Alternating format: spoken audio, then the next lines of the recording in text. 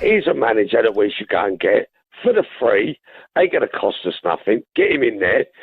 Won the Champions League 2012, managed Villa in 16, and he's now a manager out in South Korea for Hyundai.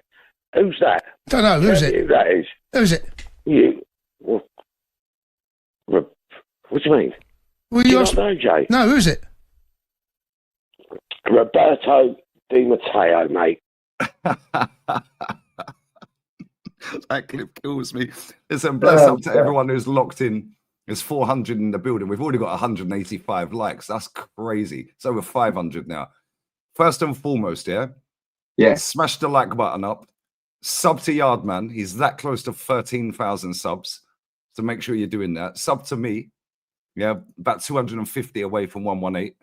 Yeah, so make sure you're doing that as well. And bless up to everyone. You guys have been calling for the show, been asking, spamming me every day. Yo, Lee, when you getting Yardman on? Yo, they send me clips in the chat. Yo, Lee, you got to watch this. He's riding with Robbie again and blah, blah, blah. But Yardman, brother, how you keep your chill. And bless up for your time. Thanks for coming on. How are you, man? You good? I want to say I'm good.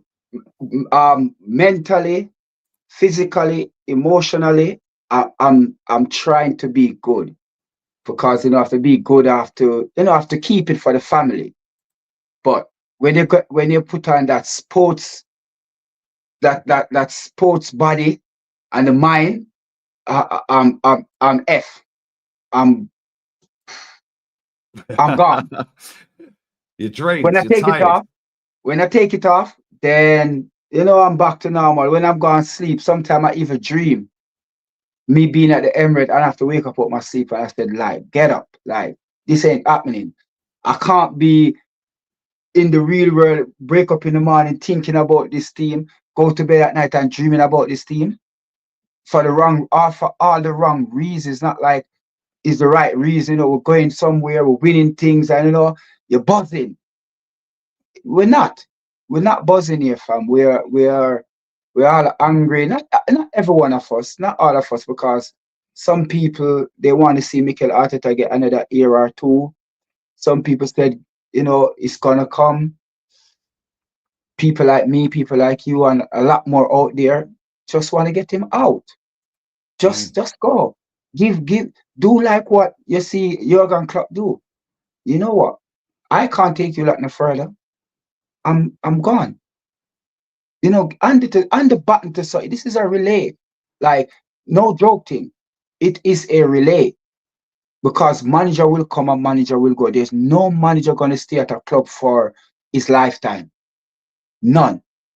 Manager will maybe spend 20 years, 22 years, but we're not gonna see that happen again. Fergie done it, Wenger done it, but are we gonna see that in the Premier League again? No.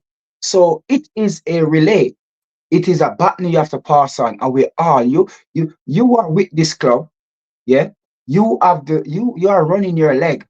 So when you pass on the button, make sure you pass on the button good. Don't drop it. Wenger drop it, yeah. And I wouldn't say Unai Emery drop it, but I cut him the slack. Couldn't speak English, and never knew the Premier League. It was a tough place to come and manage in England. So you know what? I'll cut him the slack. But Mikel Arteta, you have the button now. You kind of have in a good place with the team. Team is not bad, but you just need to pass on the button. Let somebody else take that team, because you're running, but right now people is catching your back. And when I say people catching your back, Jurgen Klopp just come in the race and did the button, and he's fresh, he's full of energy, he's drinking Red Bull, and he's flying past you. So you see that, Mikel Arteta, if you love this club, you play for this club. Yeah. I believe I will give you this, that you love the club. Yeah. I wouldn't say it like where Thierry Henry say Arsenal is his first, second, and third choice club. I wouldn't go that far with Mikel Arteta to say that. But I believe he loved the club. So pass the button on. That's all. Just pass the button on. Give us to somebody who can run down Jurgen Klopp next year. Slot, you mean? You mean Pep slot. next year. Slot, not Klopp, slot. Sorry, I keep on saying Klopp. Sorry, Slot. Honestly, sure. Sorry, Mr. Slot. Because we have to give him. We have to big up Arnie Slot. We have to big him up, regardless of the fact that I ate it. I was saying to somebody on my watch along last night that I hope Salah could get an injury, Van Dijk get injured, Gravenberch get an injury. I was pissed. I was like, I don't even care. I saw got it. I saw envy, but we have to give it to Jurgen Klopp. Like I said, Mikel Arteta, it is time. It is time. Don't do like what Wenger done to us. Sit there, and just run down the club, until we all start to want you out. You was our hero, and then you become a villain. You're Mikel Arteta. You're some people hero now, yeah, but you're not everybody. But sooner rather than later, you're not going to be anybody hero. So bit like Wenger. Yeah, that's Wenger. what I said. We were living through that era. We were going to games. Yeah, bro. That stadium was horrible at times, wasn't it? When Wenger was there towards the end. Yeah. No, I remember the after we lost to Man City in the cup final, the League Cup final, we then played them again on the Thursday, and it was snowing. Do you remember? It was freezing cold, man. Yeah. Bro, there was about 20,000 fans in the stadium. They went 2-0 up. I think David Silva scored the second. Yeah, 10,000 fans walked out. The stadium had 10,000 fans in with Wenger. 3 weeks later, he announces he's leaving. Yeah. Yeah, because it was just horrible. And people that backed him, Wenger, yeah, like you've seen it, fighting in the stadium, Wenger in, Wenger out, all that. It will get to that with Arteta. It will. Because there's a tipping point for a lot of people. I'm not saying that's the way forward, but at the same time, everyone has a different tipping point. Some people think that he's been hard done by with the board, and he hasn't had his striker, and we'll get to that in a sec. Yeah, but there's other people like us that go, no, this has got to stop, mate. He's had 5.5 years. He's won a trophy, fair play. We all enjoyed that. He's then spent 750 million. He's had 10 or 11 transfer windows, not bought a single decent striker. He bought a midfielder to play a striker, 29. Yeah. He then bought Gabby Jesus, yeah, and he ain't prolific enough. And now he's had 4 knee surgeries since he's been here. Yeah, he's bought Marquinhos, who was a free signing, and we paid 3 million for him. Why? And he's been loaned out everywhere. He's loaned out again. Yeah. Trossard has fallen off a cliff under this guy, and it looks like he can't be bothered. Yeah, Martinelli was here when he arrived. That guy's nearly on 200 grand a week. Yeah, he's had surgery since this manager's been here on his knee. Right? Mm-hmm. We've then signed Sterling on loan, and Saka has been carrying this club on his back for how long? Without Saka, this manager wouldn't have had a career, mate. Let's just be real with it. No. Let's just be real. I know the FA Cup win gave him credit, but Saka's carried this guy, bro. And that's where people, you see, like I said, when you're gonna look into Mikel Arteta and you're gonna say what he's done, you have to understand that you can't just look on the one side. You have to look on both sides. You have to look on the edges. And Saka, Arsenal becomes Saka FC. And knowing that Saka wasn't a Mikel Arteta buy. So for you to be depending on Saka, then if the board not going to question that, then where we're going?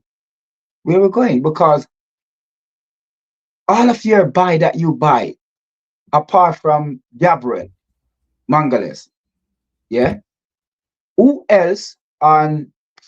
I mean, Raya have him days. Who else in the team right now that you can say is progressing? No. That make it, because we're not talking about Martinelli. We ain't talking about Saka. We're not talking about William Saliba, because there wasn't his buy. Yeah, he come there and see all of them. So we cannot speak about them. But we speak about your buy, what you bring into the club. Who you bring into the club now that we can look and say that, apart from, like I said, only person I can talk about is Gabriel Mangales at this very present moment.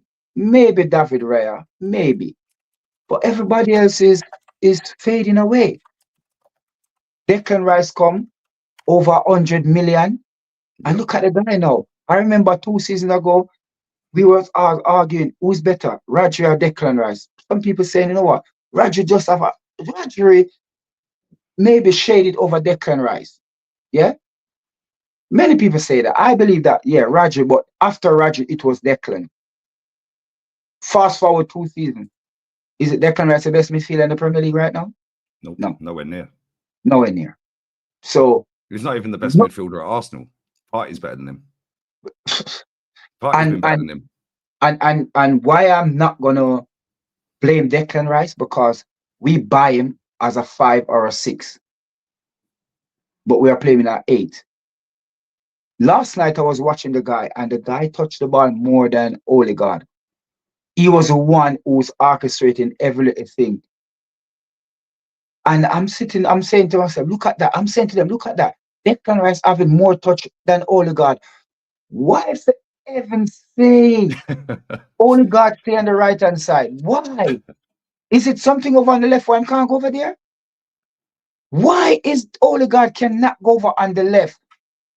The guy just itch up on the right, and I'm not blaming Odegaard. The reason why I'm not going to blame Odegaard, because when you're playing in a team and the manager asks you to play a certain way, if you don't, the manager either going to get on you, take you off, or you're never going to come back on the pitch again because you're not playing the way or he wants you to play. Facts. So I'm not blaming Odegaard to the extent, yeah? I'm blaming Arteta for that. I'm not going to blame Martinelli for the way Martinelli playing now. Get the ball with him back to goal and then pass it back. We can't blame Martinelli for that as well. To the extent we have to, of course, we're going to put some blame on them because they're on the pitch. They're supposed to know what to do. But if they're doing what the manager say to do, then how can you blame them to that extent? You have to go to everything goes right back to the manager. If we win, it go to him. If we lose, it go to him. You understand? And what I'm seeing right now, I said from 2009, 2019, I remember clearly, we play, just after we play the last game that we played before. We're supposed to play City the Monday. Who did we play? Was it West Ham? I can't remember who we played. But after that game, we're going to play City away. And that game was on Monday. Burnley. Burnley. Yeah, chat. Was it Burnley? I think it was. Yeah. And I remember me and Curtis was there, and then we hear that Arteta was the one who was going to become. I was like, nah, this man ain't a manager. I never managed before. He's pet number 2. Why does he feel like he can? Why does they feel like he can manage a club like this? This is a big club. From day one. Yeah. Yeah. From day one, I didn't want him in. You understand? At one stage, two years ago, I said, you know what? This man just like him up to something. You know what? I'm going to see. Okay, I'm going to leave him and see. As soon as I say that, we lose the Premier League. I'm like, Robbie, we're backlead. No, we didn't backlead. City is too good, and we're inexperienced. Whatever. Okay, all right. Youth project. Yeah, we never backlead. Okay, then next season come, same thing again. We're up there, yeah. Till people start to saying, Yardman, I'm gone commercial now. You look like Arteta buy me. I'm like, no, we're just giving the man just some support. You understand? What happened next? Again. So I'm saying to myself, but come on here, what's going on? 2 seasons in a row, you have the Premier. Is that like you just, Man City just never lose any game? And you're chasing Man City all the way, and you just cannot catch them, because if they win, you win. And you're toe-to-toe with them, and they beat you by points, by more goal, or they beat you by 1 point, or something like that.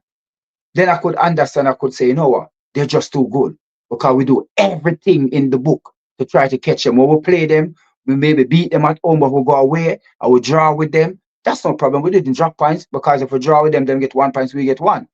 But we beat them at home. You understand?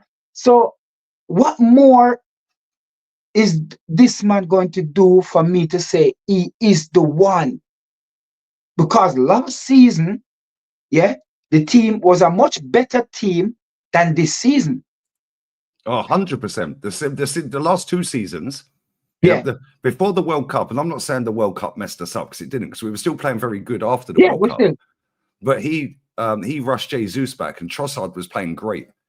They weren't scoring loads of goals, but he was effective. He was affecting the games. We were still playing attacking nice football, right? Yeah. He then rushed Gabby Jesus back in after first knee surgery. Yeah. Trossard got player of the month. We didn't see him again. That was in March. We didn't see him Yeah. again until May. Yeah. And we bottled the title because Jesus was not fit to play. Enough. Yes. And that killed the league. And we bottled that 8-point league. Because Trossard was on fire. Whenever you bring on, I remember at that point, Trossard come on the pitch and within a minute, the guys, who did we play? And we need a goal. I think it was a 1-1 or something like that. And Trossard come on, bang. I think super sub, come on, bang, we win the game 2-0, 2-1, or something like that. And I'm saying he had like 7 assists. I don't like count assists, but he had like 7 assists. Yeah, was it Brentford, lads? Yeah, it was. It was Brentford. It was Brentford. See, the chat know everything. Big up the chat. The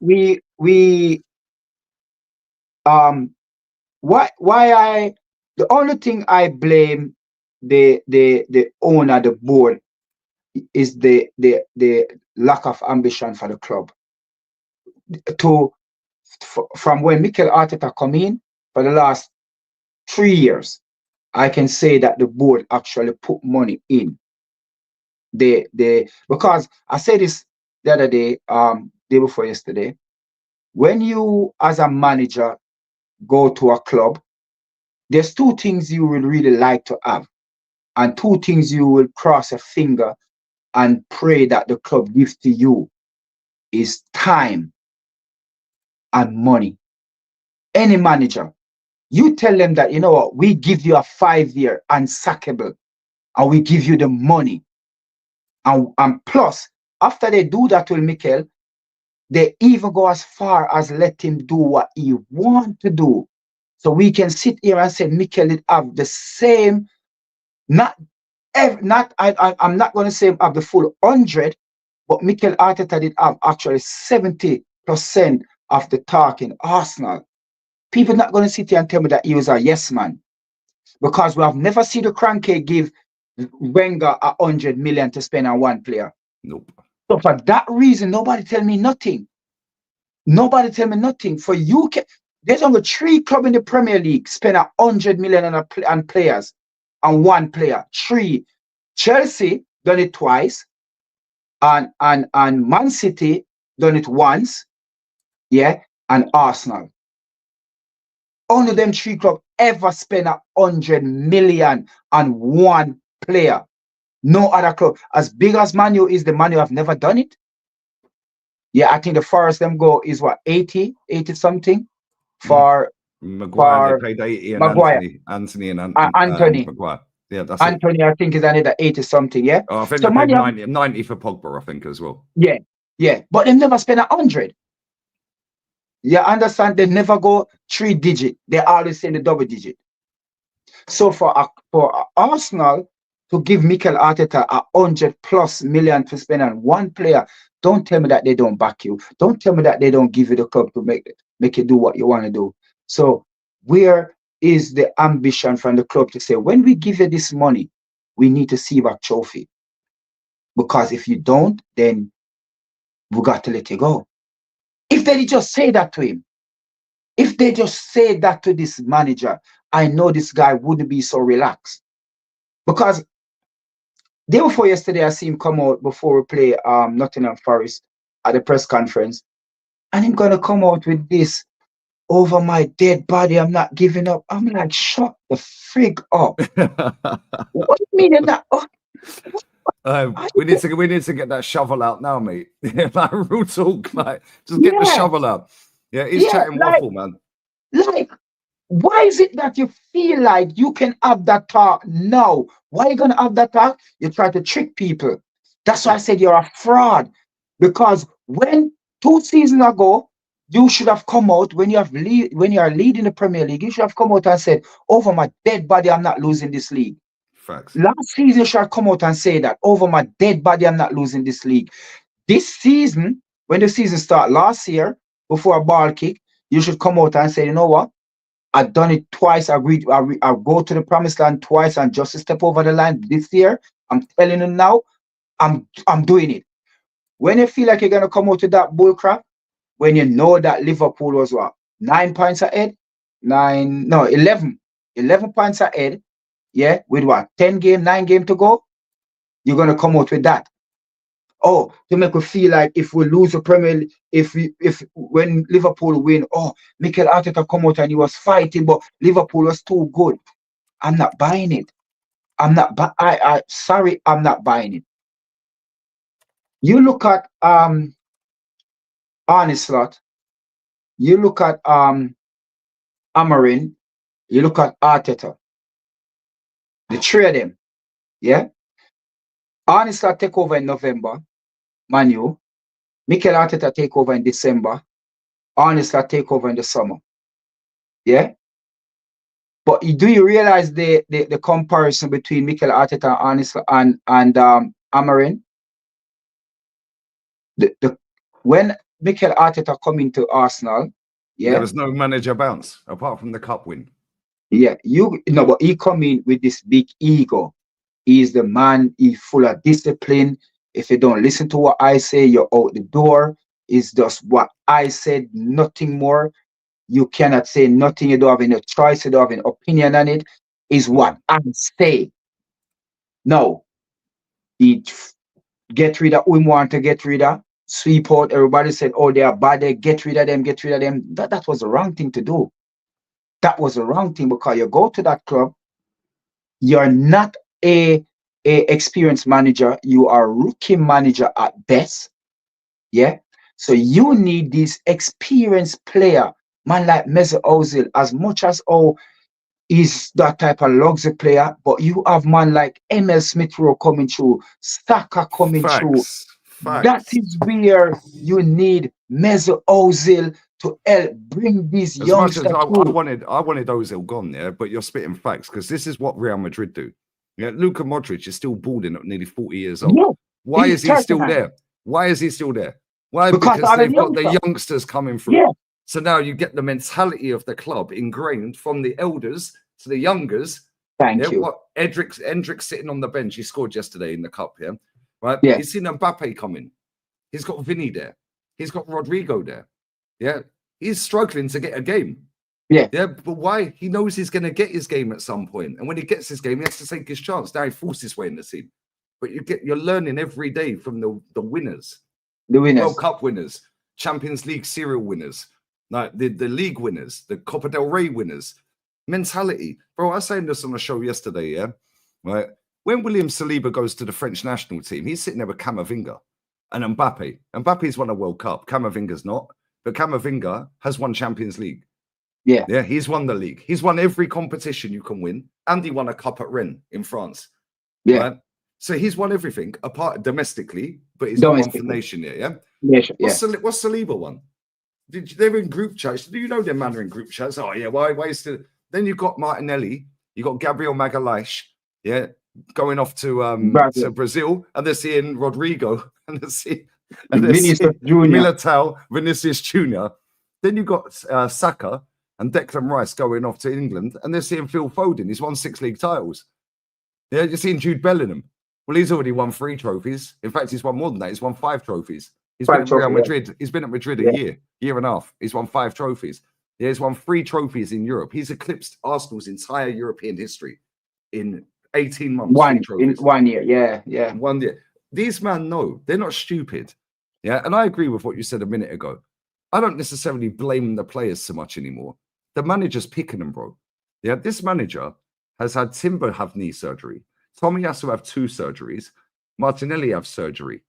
Ben White needed surgery in August. He played him until November. And I see some of your clips. Why is Ben White playing shit? Why has he been crap? Why? Because he needed knee surgery. This manager then came out in the same press conference you just mentioned yesterday, day before, saying, oh, Ben White's amazing. We haven't had Ben White, Saka, and Odegaard down that right-hand side all season. So I'm thinking, well, Ben White's going to play. Timber's done an ACL. He's played nearly every minute of every game, which is crazy. He shouldn't be playing that much. Starting 11 comes out, Ben White's on the bench. I'm like, this guy's a serial liar, bruv. Yeah, he then said in his post-match, after the game, they asked him about Odegaard's dip in form. Yeah, this is what Odegaard's been doing, but Saka bailed him out every week. Yeah, Odegaard is a tidy little player, but he ain't going to win us a title, bro. Yeah, and when the chips are down, that guy goes hiding. Aston Villa last season at home, first half he was superb. Unai tinkers around a little bit, didn't see him again. Second half, we lost the game. Cost us a league. Bayern Munich, first half, both legs, fantastic. Thomas Tuchel tinkers around, didn't see him again. Same with Declan Rice. Declan Rice is a good player. They're all good players, but I don't want good. I want the best. I've seen the best. They're on here, bro. They're on here for a reason. Yeah, bro, could you imagine, yeah? Could you imagine social media being around when this lot won the league? There'd be none of this, oh, well, we finished second. Oh, don't worry, guys. These men were devastated finishing second. Yeah, I'm telling you. I remember when they were interviewing was it Vera or Ray Parler? I can't remember. That guy. Ray Parler, Keown, mate. Them man do my head in. And he says something that stuck with me.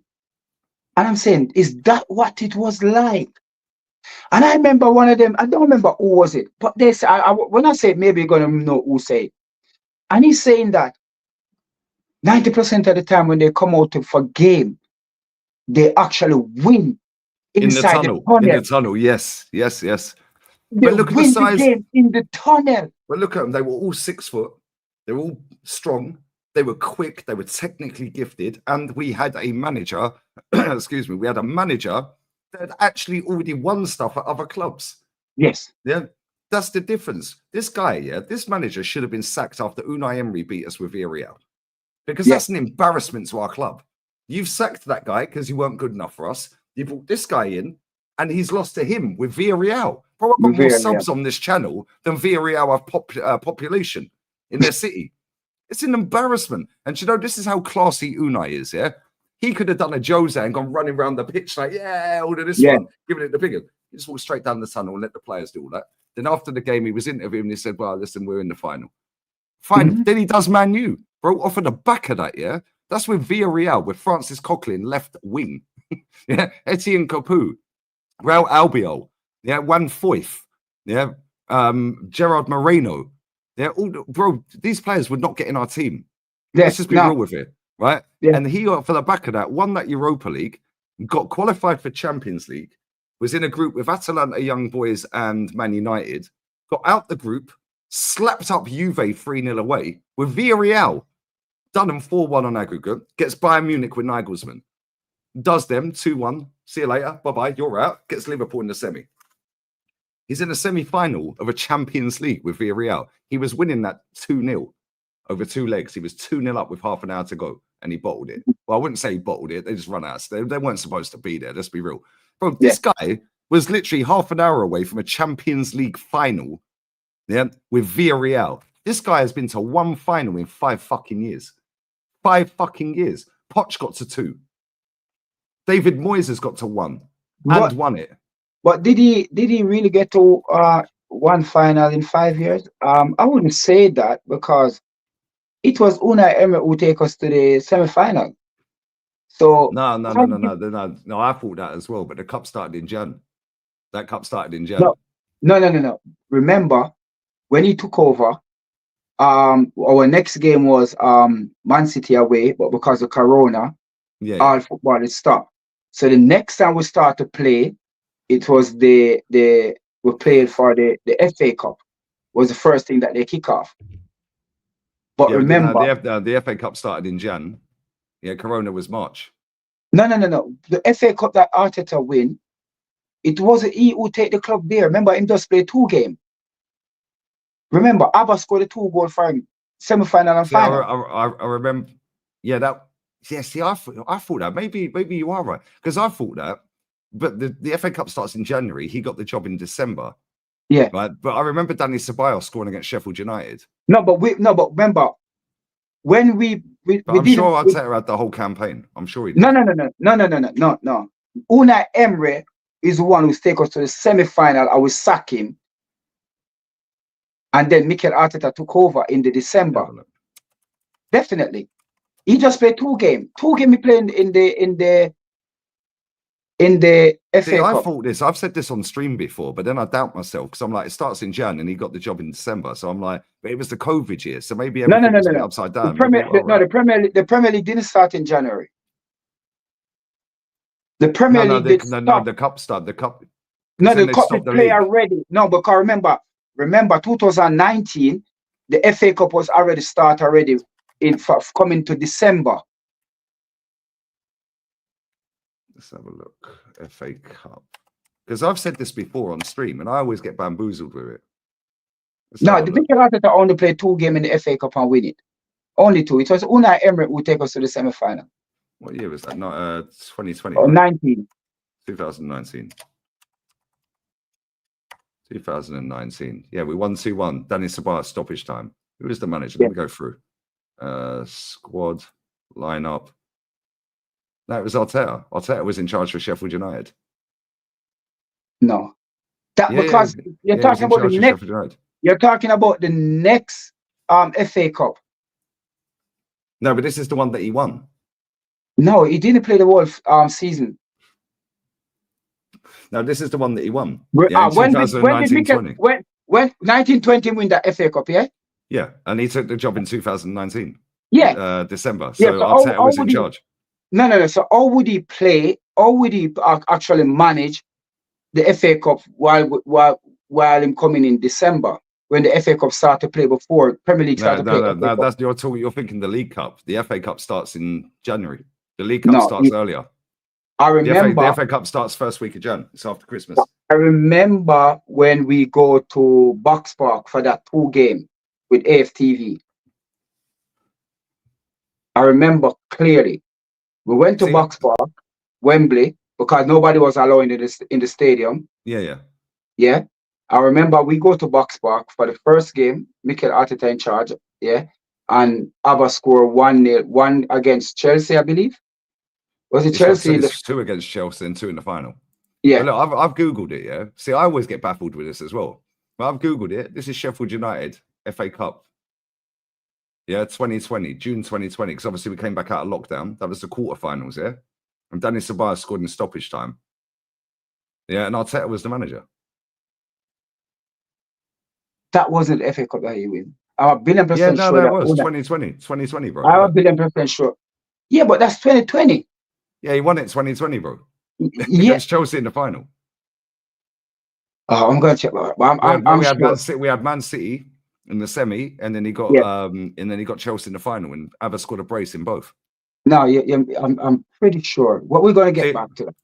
Yeah, see, I always get confused with that as well, because I've said that before on stream, yeah, right? And then people have pulled me up on it, and I'm like, oh shit, yeah, the FA Cup starts in January, the first week of Jan. We then went into lockdown when we played Man City. That game got called off, didn't it? Yeah, and I remember that because I flew back to England. But that was December. Got stuck for about 4 months. No, that was March. No, when the game get put off against Man City? Yeah, that was March. Because I remember I was flying back to England. But when Mikel Arteta come in, Mikel Arteta didn't have any game to play. The first game... No, he did. Because remember, Man City beat us there at the Emirates, and he was there as the assistant manager with Pep. He was there when Man City beat us, I think, 3-1, 3-0 or 2-0, I believe. No, they've beaten us so many times, bro. I've when lost count. when the last time Man City beat us at the Emirates, not the last time, but Mikel Arteta was there, sitting on Man City bench. Let's have a look at his first 10 games. Let me have a look. His first 10 games were 1-1 draw with Bournemouth. This Boxing Day. His first game was Boxing Day in 2019.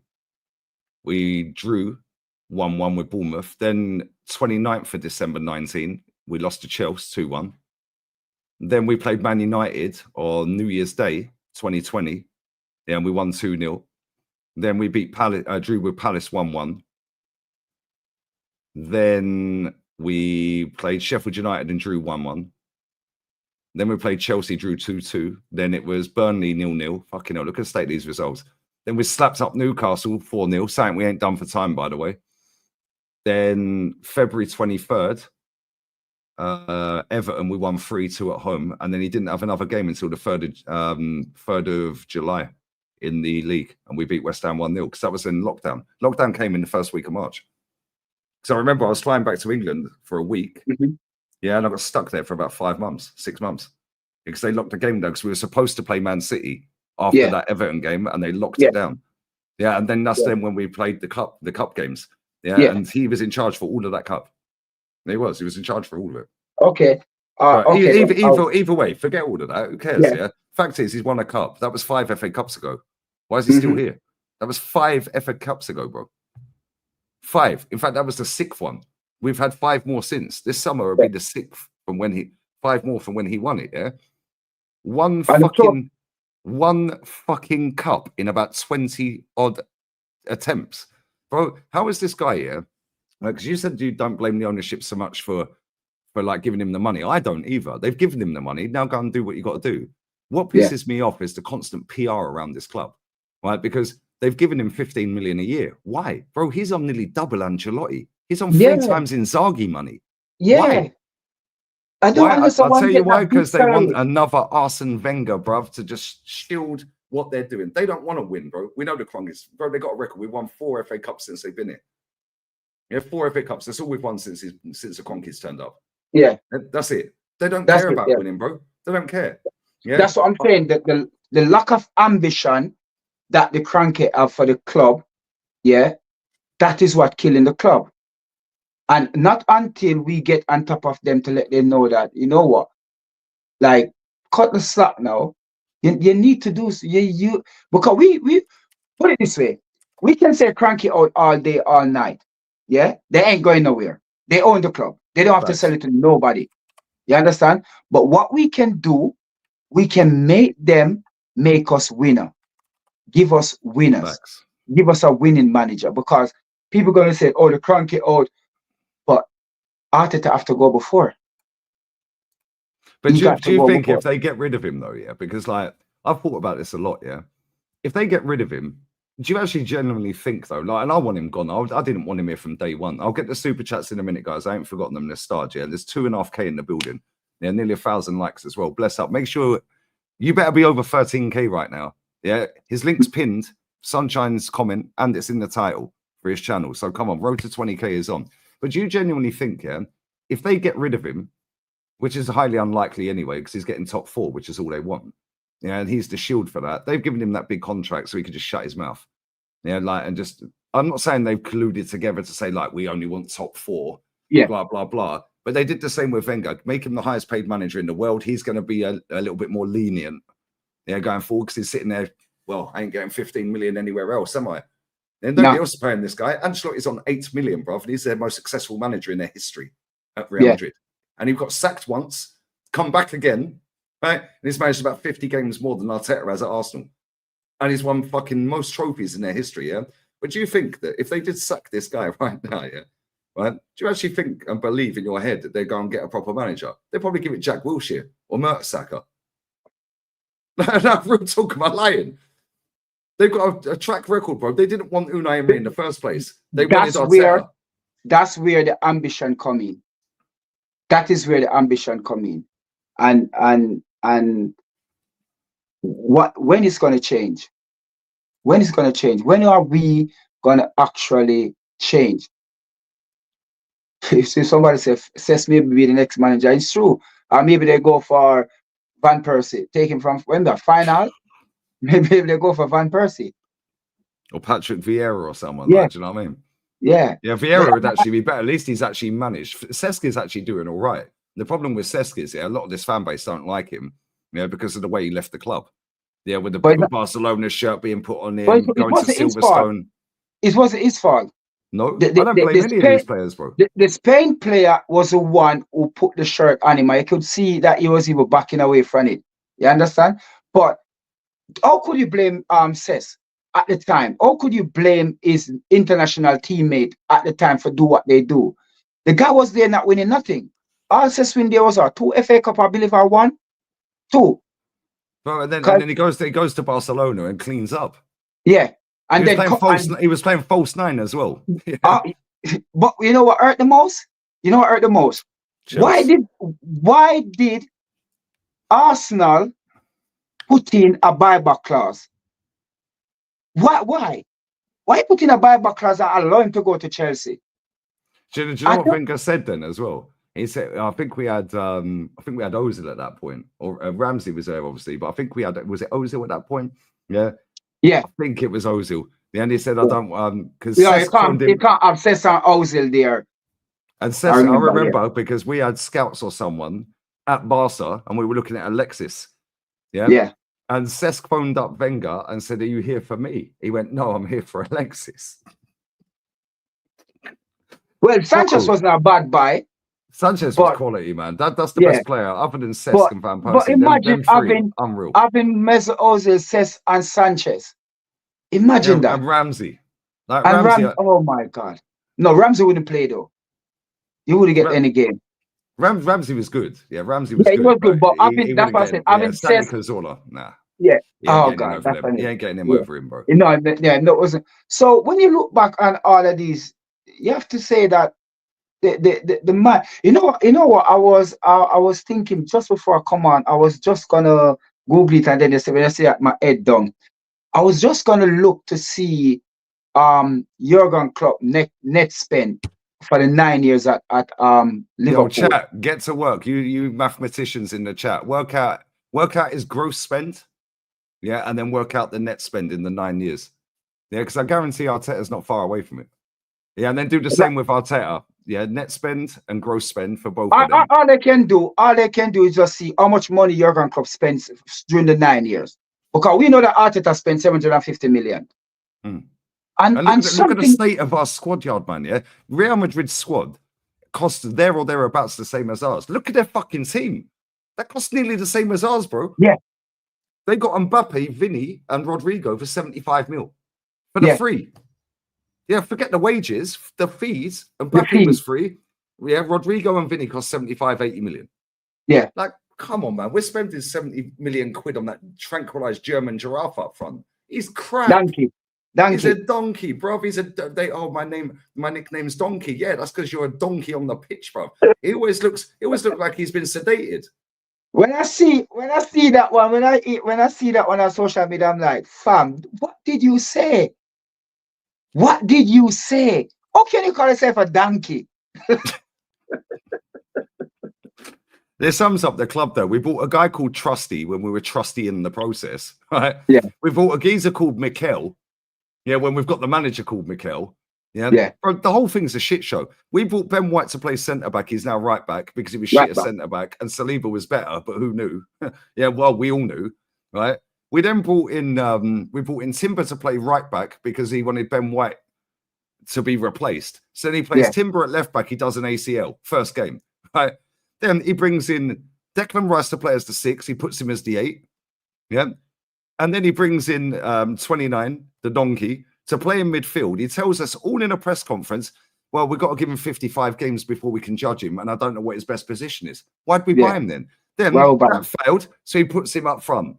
Right? Then that ain't working. Yeah. So now it's like, oh shit, what do we do now? We need a striker. Well, now he's injured. Then Declan Rice, is the replacement for 29 now. But then it all ain't working. So he goes and does Mikel Merino, 38 mil, 1 year left on his contract and 120 grand a week. Bro, that is a disgrace. That guy was shit. I watch La Liga every week. That guy is crap, bro. Mikel Merino is shit. Yeah. And chat, you know this. I watch La Liga every week and Tierney was there and Tierney's my boy. Yeah. We then bring Tomiyasu in, who's factually been injured from the day he signed more than Kieran Tierney. We've brought in Thomas Partey. He's factually from the day he signed been injured more than Kieran Tierney. We brought in Jesus, and factually, from the day he signed, he's been injured more than Kieran Tierney. We brought in Zinchenko, and from the day he signed, he's been factually injured more than Kieran Tierney. But Kieran Tierney's injury prone. But now we've got to feel sorry for Tommy. Fuck off. The whole thing's a disgrace, bro. Any walk of life, any business, he would have been sacked time ago. He would have been sacked years ago, bro. Not getting a pay rise twice. Bro, how is only Pep getting paid more than this guy? He's won 1 trophy, bro. 1. That's the same as David Moyes. He's closer to Moyes than he is to Pep in terms of coaching ability. In fact, Moyes is actually better than him. No, yeah, that's what I was going to say. You can't disrespect David Moyes like that. No, No, Moyes because is a good manager. go and win. We know that we love the FA Cup, and because it's a England Cup, we're going to big it up. It is the first cup or whatever, the longest cup in the history of football, whatever. But when you're talking about go into Europe with a team like West Ham and go and win, it doesn't matter if you're playing the lesser team then, but for West Ham at the time to David Moyes take that team, take them into Europe and to win a European title, you have to give him praise. You have to give him praise. Who's in the He got to the semi of the Europa League as well with that team. Yeah, with that team. So we have to give David Moyes praise for what him do. And I always said, when we overlook these lesser manager who manage a lesser team on a shoestring budget, and we're thinking that they could never manage my club because look what they're doing. They get this team relegated. They're finishing in the bottom half of the table. Remember, they don't have money to spend. These teams not even can sell to buy because They they have to play them. they have to graft for their money. Yeah. You understand? So I go back, and when I was thinking to myself, and I was saying to myself, people has been saying, I got to laugh. I have some fans at my club. They make me. They're so deluded, man. They make, to be honest with you, deluded is not even a word. You can't even put them and deluded together because brainwashed. Yeah, because we know when the people deluded, sometimes you could just be off your head. How is it, that people gonna get up and say that the reason why Liverpool winning is because Liverpool have any injuries? And I'm saying to myself, hold on. I've got some stats on that. Yeah, I'm glad you brought that up. Go on, you land your point while I find these stats. So I'm thinking to myself, so Mikel Arteta have a couple of injuries this season. Everybody's going to blame it on the injury. Stop. People, hold on. Listen and listen carefully. 2021-22, yeah? No, 2022-23 season. Did Mikel Arteta have any real injury? No. Jesus, that was it. Thank you. We went through last year again. We actually went through the season injury-free. Yeah, apart from remember season before we have William. Apart from Timber, Timber didn't play. Timber actually injured for the first game come. The first time step on the pitch, him injured, and I don't. Yeah. That's something again I can't comprehend in my head. I know I'm straying off the point, yeah. But I'm going to get back to this injury thing, yeah. But remember, when we finished 4 points behind City, did we really have any injuries? No. Last season again, I know I think Saliba have a couple of games out. Saliba played most of the time. Last season, Saliba played every game. That was the season before. The season before, the end. All right, then. Yeah. So hold on then. We had Rob Holding and we lost 4-1 at the Etihad. So listen now. So last season, we clearly didn't have any injuries. Clearly, apart from Partey get a knock and Jesus get a knock. Yeah? And why Mikel Arteta never win the Premier League there and then? Why now you got to blame it on because you get injured why you didn't win the Premier League? Mikel Arteta sitting down there speaking about Aubameyang don't have any respect, Mesut Ozil don't have any. But Mikel Arteta, the team that him have right now, from him coming to the club, he have been average 2 red cards every season. Mikel Arteta have 20 red cards under his belt since him been to the club. 20 red cards. Wow. Are you going to sit there and telling people about discipline? This is why you can't. The biggest problem this manager have, he cannot coach certain type of player. If you have a little edge on you can't. Mikel Arteta only can coach cheap. That's the only player he can coach. The one them who's gonna say yes and do exactly like what I'm doing with Martinelli, like what I'm doing every single player on the pitch. Yes, Yesterday I was watching the game and I was saying to myself, I wonder if anybody see what's happening here. Because we don't have any center forward. Yeah. We have a fake nine because you can use players as far as nine, yeah, because they played there before, but there's not really their natural position. So it's a false nine. But Mikel Arteta right now have a fake nine in Marino. No, you as a manager know that this guy hasn't played there before. He doesn't know nothing playing as a nine. So we're playing against Nottingham Forest, who give team 70, 70, 80% of the ball. They let you have it. They said, take it. Yeah. No, as a manager, you're thinking to yourself, we're going to have the ball the most. Yeah. I'm not going to go. I'm picking the team because I hear, what's his name?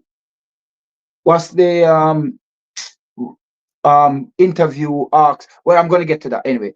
So I'm picking the team as a manager, play Nottingham Forest. They're going to have most of the ball. Nuno, the manager. Nuno, interview, yeah. So I'm picking the team. We're going to have most of the ball. I'm going to do something spectacular here. I'm going to go with a back three because I need the 3 points. I need these 3 points. A draw is not good enough for me. I know they're going to sit deep. So I'm going to go with a back three and I'm going to go with Moreno and Sterling because that's all I have. Yeah. And I'm going to tell the players then, we need body beside Moreno.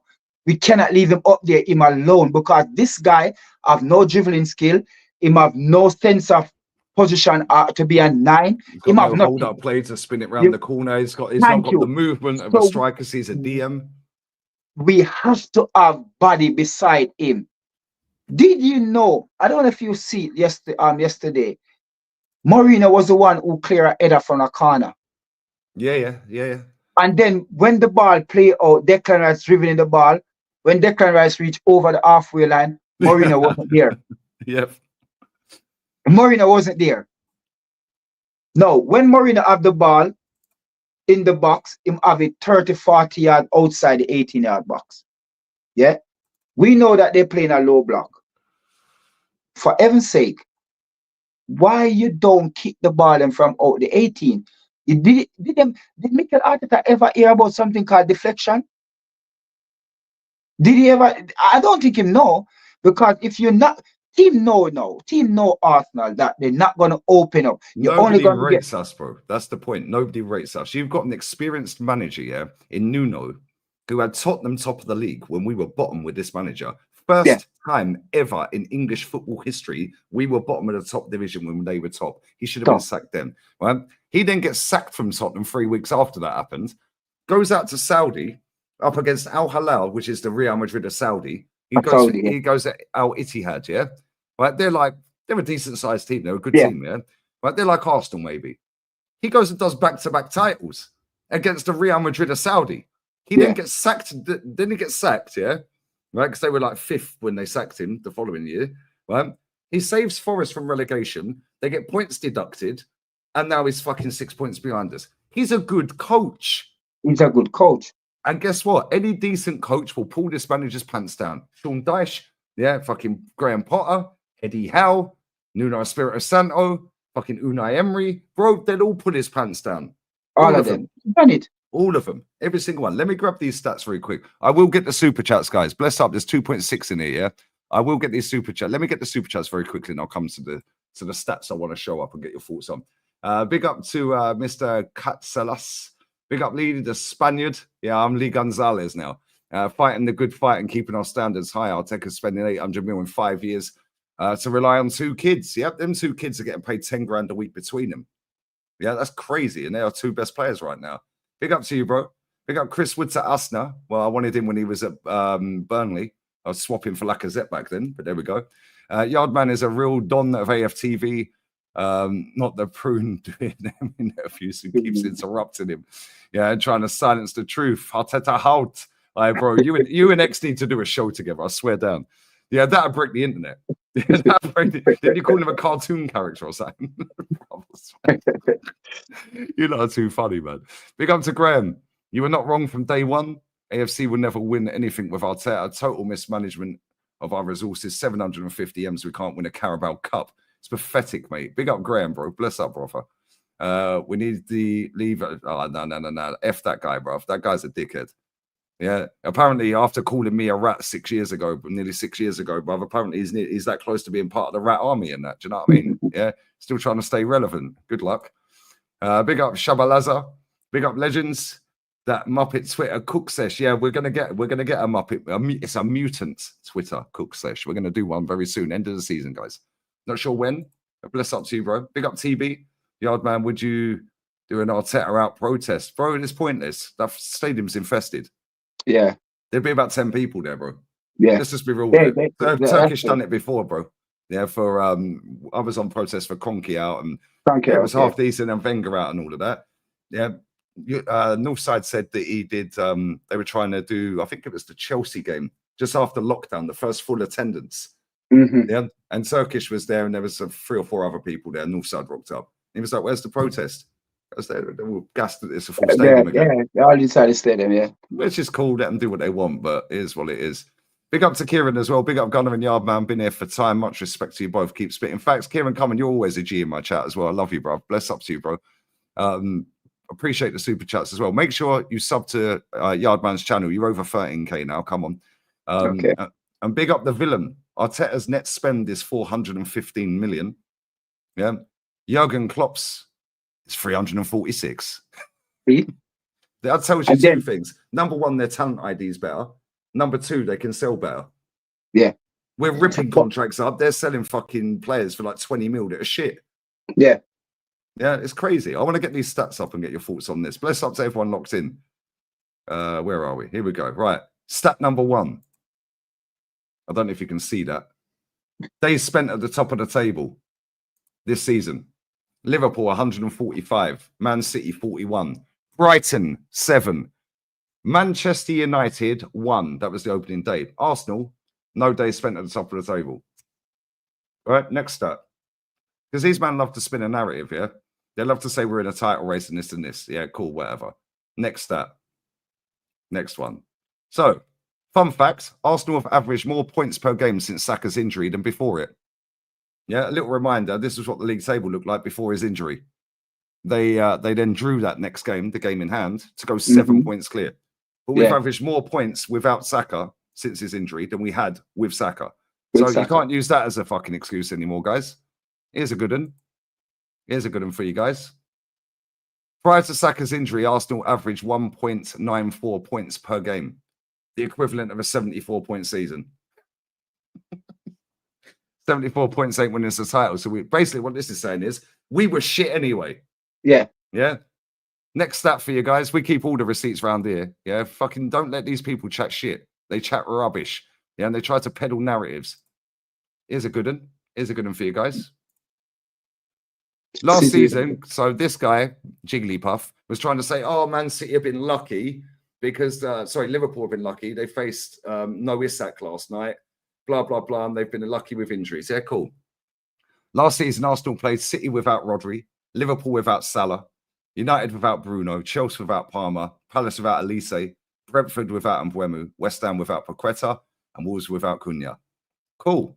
So were we lucky then? Oh, no, different narrative when it's Arsenal. My bad. Sorry, guys. Here's another one. I've got one more after this. Here's a good one. All of these injuries have given Arsenal an excuse they desperately needed. After 15 games this season, they had a win rate of 53%. After 20 games, it was 55%. Yeah, they needed to almost be perfect in 25 to hit 90 points. Thank you. Big up Sam Maguire, whoever he is. Bless up to him. And the last one, guys. This one's the best one of the fucking lot. Oh, but Liverpool have been healthy all season. Arsenal have been decimated with injuries. Okay, cool. Do explain to me then how Liverpool have had days out from injuries, days lost from injuries this season. This is per Sky Sports. 382 days. We've had 406. So explain that then. Yeah. Explain that then. So that's... Oh, but they've kept Salah fit. And what? Martinelli's missed 3 games. 29's missed 3 or 4 games. Jesus never got a game anyway because 29 was up front and Martinelli was playing. Yeah, Tomiyasu's a large part of that fucking that 406 days, by the way. 400, yeah. He's played 6 minutes all season, so he's a massive chunk of that. He's a massive, yeah, he is, yeah. They've had Allison out injured. They've had Harvey Elliott out injured. They've had Trent out injured. Yeah, they've had Kanate out injured. Yeah, they've had Gakpo out injured. They've had loads of players out injured. They got loads of players injured. Jota. But he's a different manager. He's a different coach. Because he didn't come in with that big ego. I'm going to go bathroom quickly, yeah, if you can hold the fort. I'll be literally 2 minutes, yeah? Bless up the chat. Be nice to him.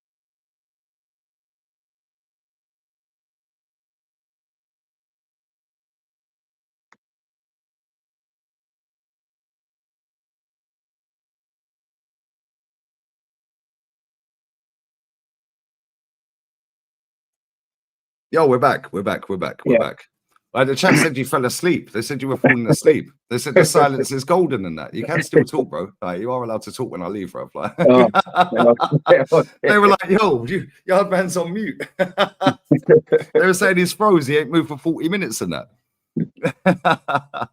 But where do you see us going with this, bro? Where do you see us going with this? Because, like, I think next season's going to get even worse. I can't lie. I predicted me and Matty, bless up Matty if you're listening, bro.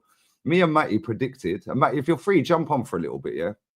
Me and Matty predicted from July, August, we were going to sack a mad injury.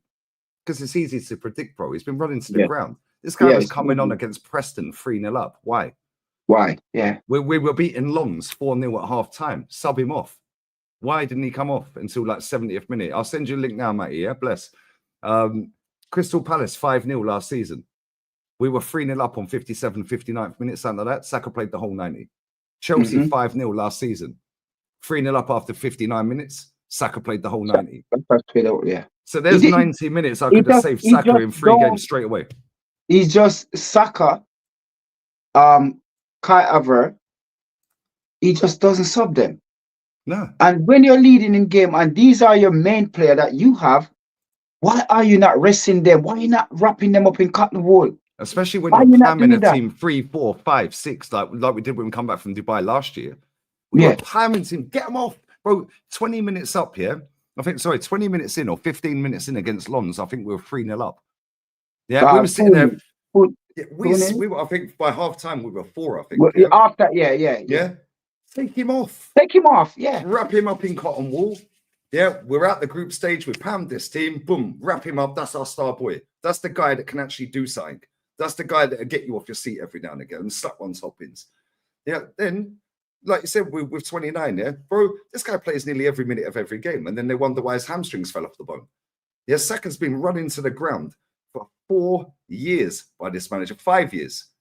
5 yeah, years. He got, bro, it's a shambles, yeah? Then, when you look at Martinelli, bro, I can't remember, chat, you'll probably remember, yeah? Because you guys remember everything.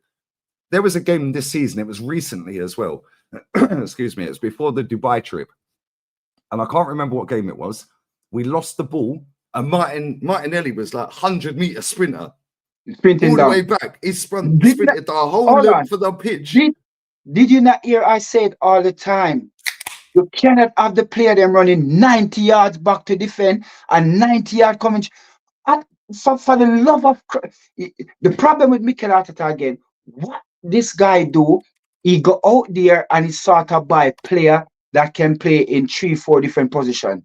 Yep. And then when him get them, him go again because, okay, then I get you to play left back, but wait, you can play right back. But hold on, you can play in the middle. But wait, you can play as an 8. So he played them as an 8.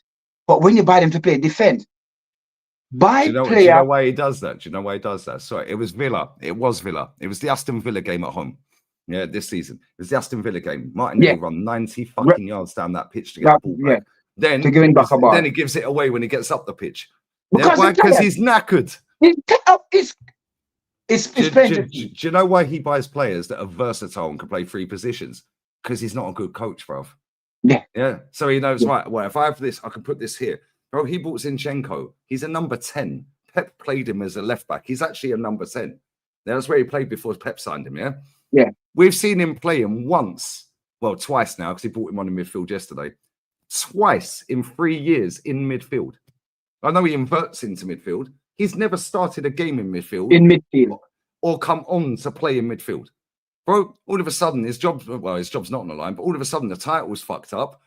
Puts Zinchenko. Where's he been all season? Why haven't you played him?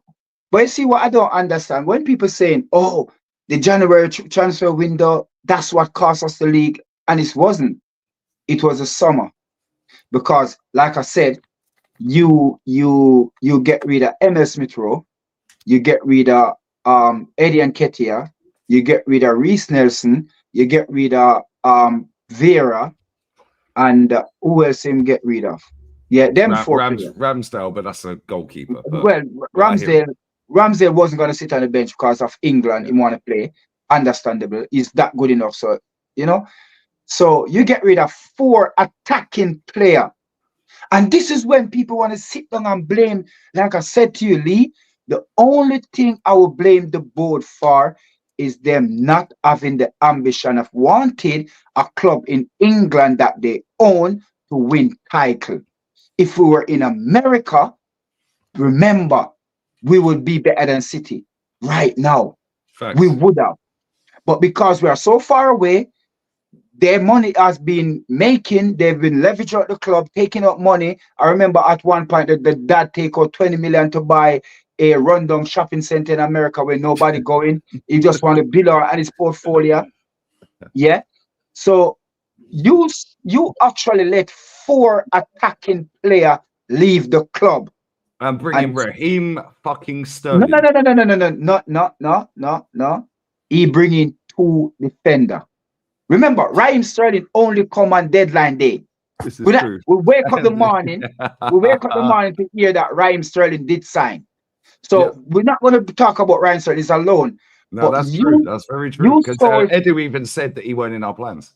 yeah, you sold 4 attacking player and buy 2 defender. And then you want to blame the Cranky. You want to get up and say the Cranky is the one who's making the club. I'm not saying the Cranky not supposed to get the blame, but I have to look past the Cranky now and talk about what is on the pitch and how we're playing. When we're talking about winning and the ambition, then we can talk about the Cranky, because, like I said, this come like a scratch record. Yeah.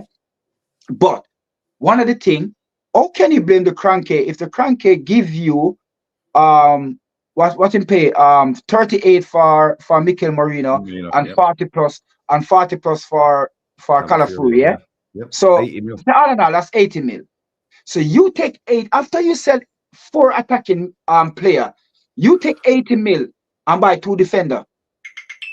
And then you're gonna want, and people gonna say, oh, is it January? Oh, can it be the January? How can you sell Eddie and Ketia and don't replace him? And you know, in Gabriel Jesus contract, it stated that he is going to get injured at least 4 months for the season. It is possible.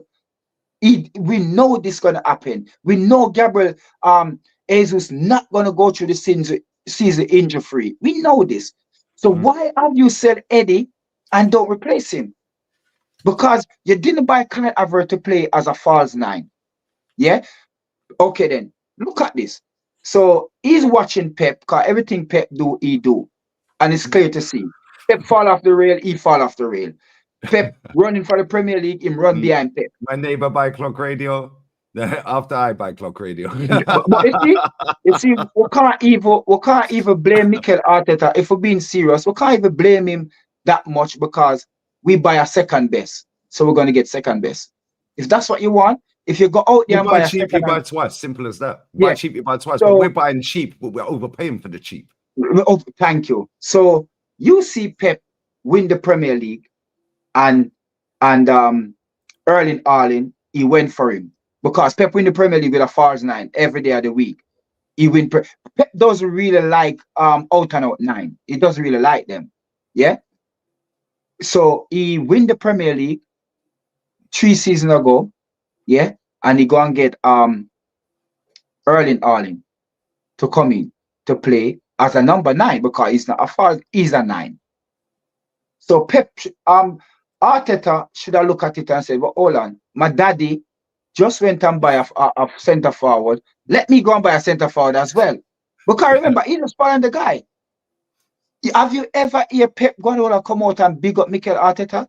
From the first day that we sold, we buy him, we take him from Man City. He said a lot about him up. The only time he bigs him up, yeah, you're right. When we first signed him, and every time we're playing them, he sucks him off, bro. Every time we're playing them, because he knows he's got his number. He knows he can get over. He can beat him every time. But look how Mikel Arteta praise him all the time. He give him some, and I'm saying to myself, you don't have to really go that far. Don't let the man know how much you rate him.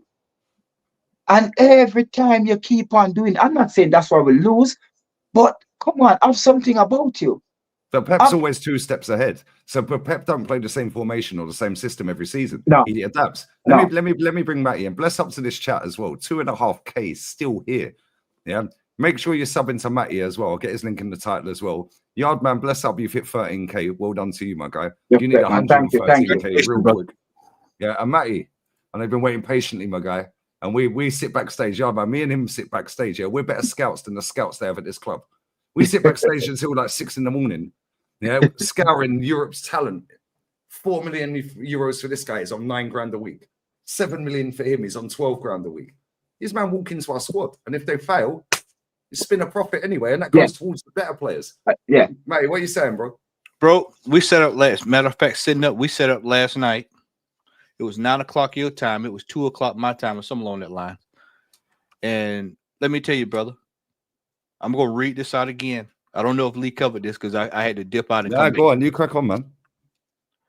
This since January 29th. Yardman, you ready for this? Yeah. Are you ready for this, brother? I'm ready. Since January 29th. Shots on target, Arsenal.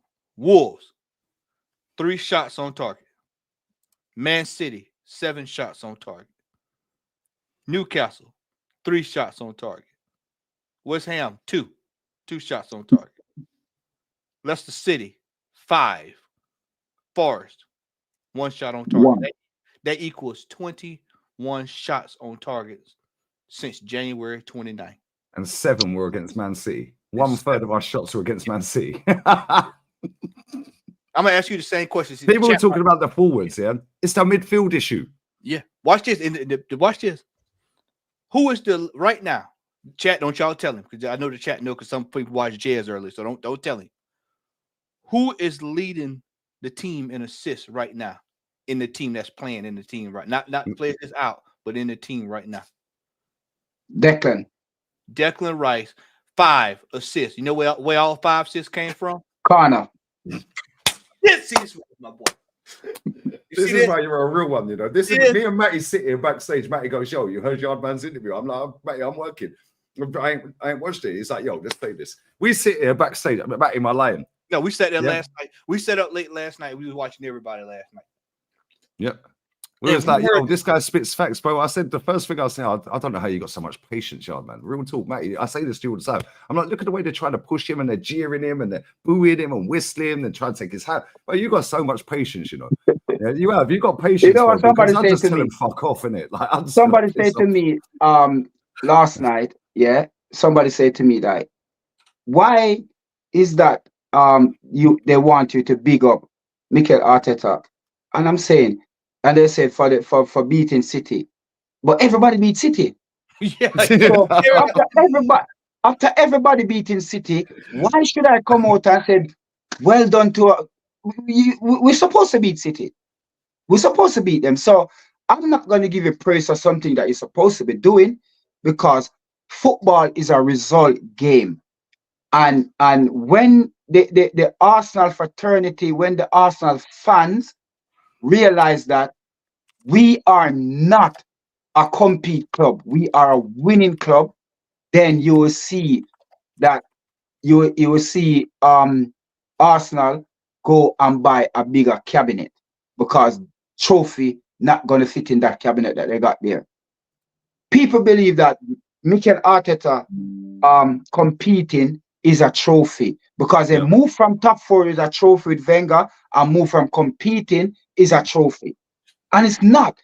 A club like is Tottenham supposed to be thinking like that, not we. And right now, Tottenham is not thinking like that. So we are below Tottenham in our mindset of winning trophy. Because when I speak and when I say what I say, I don't want nobody tell me nothing. I have seen Arsenal win Premier League title. I have seen Arsenal win FA Cup title. We've been known to winning title. Yeah, it's not like we're a Tottenham who never win nothing in our lifetime. Yeah, because them trophy that they say Tottenham win in the 60s, nobody have it on record. It just come out a thin year that they win it. My dad's 67 in August. And my dad was 3 when they last won the league. Hey, fella, it's like legend has it. Tottenham won. Legend has it. Tottenham legend has it. It's like Pele's got the most goals ever. It's not on camera. It never happened, mate. Never happened. Yeah. Yeah, understand. Look at this, Yardman. Look at this. Look at this. This is crazy. This is crazy. These are players. You know, Xabi Alonso's been at Leverkusen, what, 3 years, Lee? 3? 2.5 years. Let's look at what they spent. Yeah, he's good. I send it to you. Yeah, so you do this as well. I send it to you. Don't you worry about it. This is how I know you're a real one, because we sit there doing this shit. That's why I have the screenshots. Yeah, we'll send it to you. These are players that were bought. This is invincible Leverkusen. Yeah. 100,000 euros. Free transfer. 2 million euros. I'm going to see if I can zoom in here a little bit. That's it. 2 mil. Yeah, 100K. Yeah. Free. 7 million euros. 10 million euros. All right, there's our boy. Look, there he is. Granted. 15 million euros. Boniface. 21. 20 right there. Right there. That's 4 times cheaper in euros than we spent on 29 from Chelsea. Kovar. 5 million.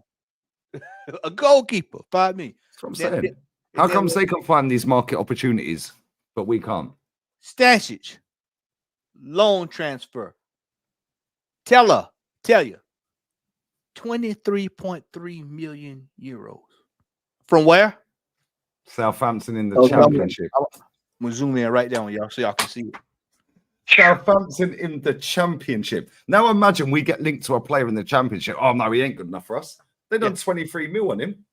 Iglesias, 1 million loan fee. 1 million Free. loan fee. Free signing. Barca under 18s. Yeah, Lee. Under 18 went down to Barca and said, "We'll take what y'all got coming up. We'll put it to work over here for us. Free transfer." Alex Garcia, by the way, that guy is a fucking baller. Yeah, Girona. I watched Girona. You know this, mate. Yeah. Yep. That is 15 million quid. That guy would walk into our midfield. 18 million. He walks in our midfield.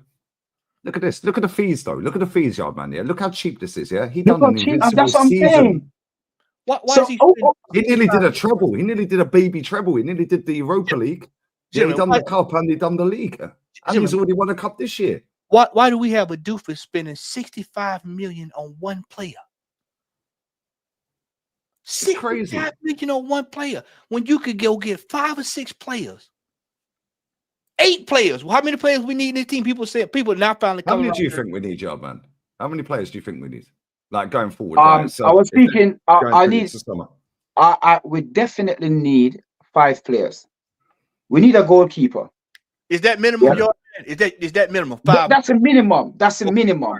And if I'm being fair, in the summer, I would say get 3, but get the best 3 that you can get. Don't spread it out and get the 5. Get the best 3 you can get.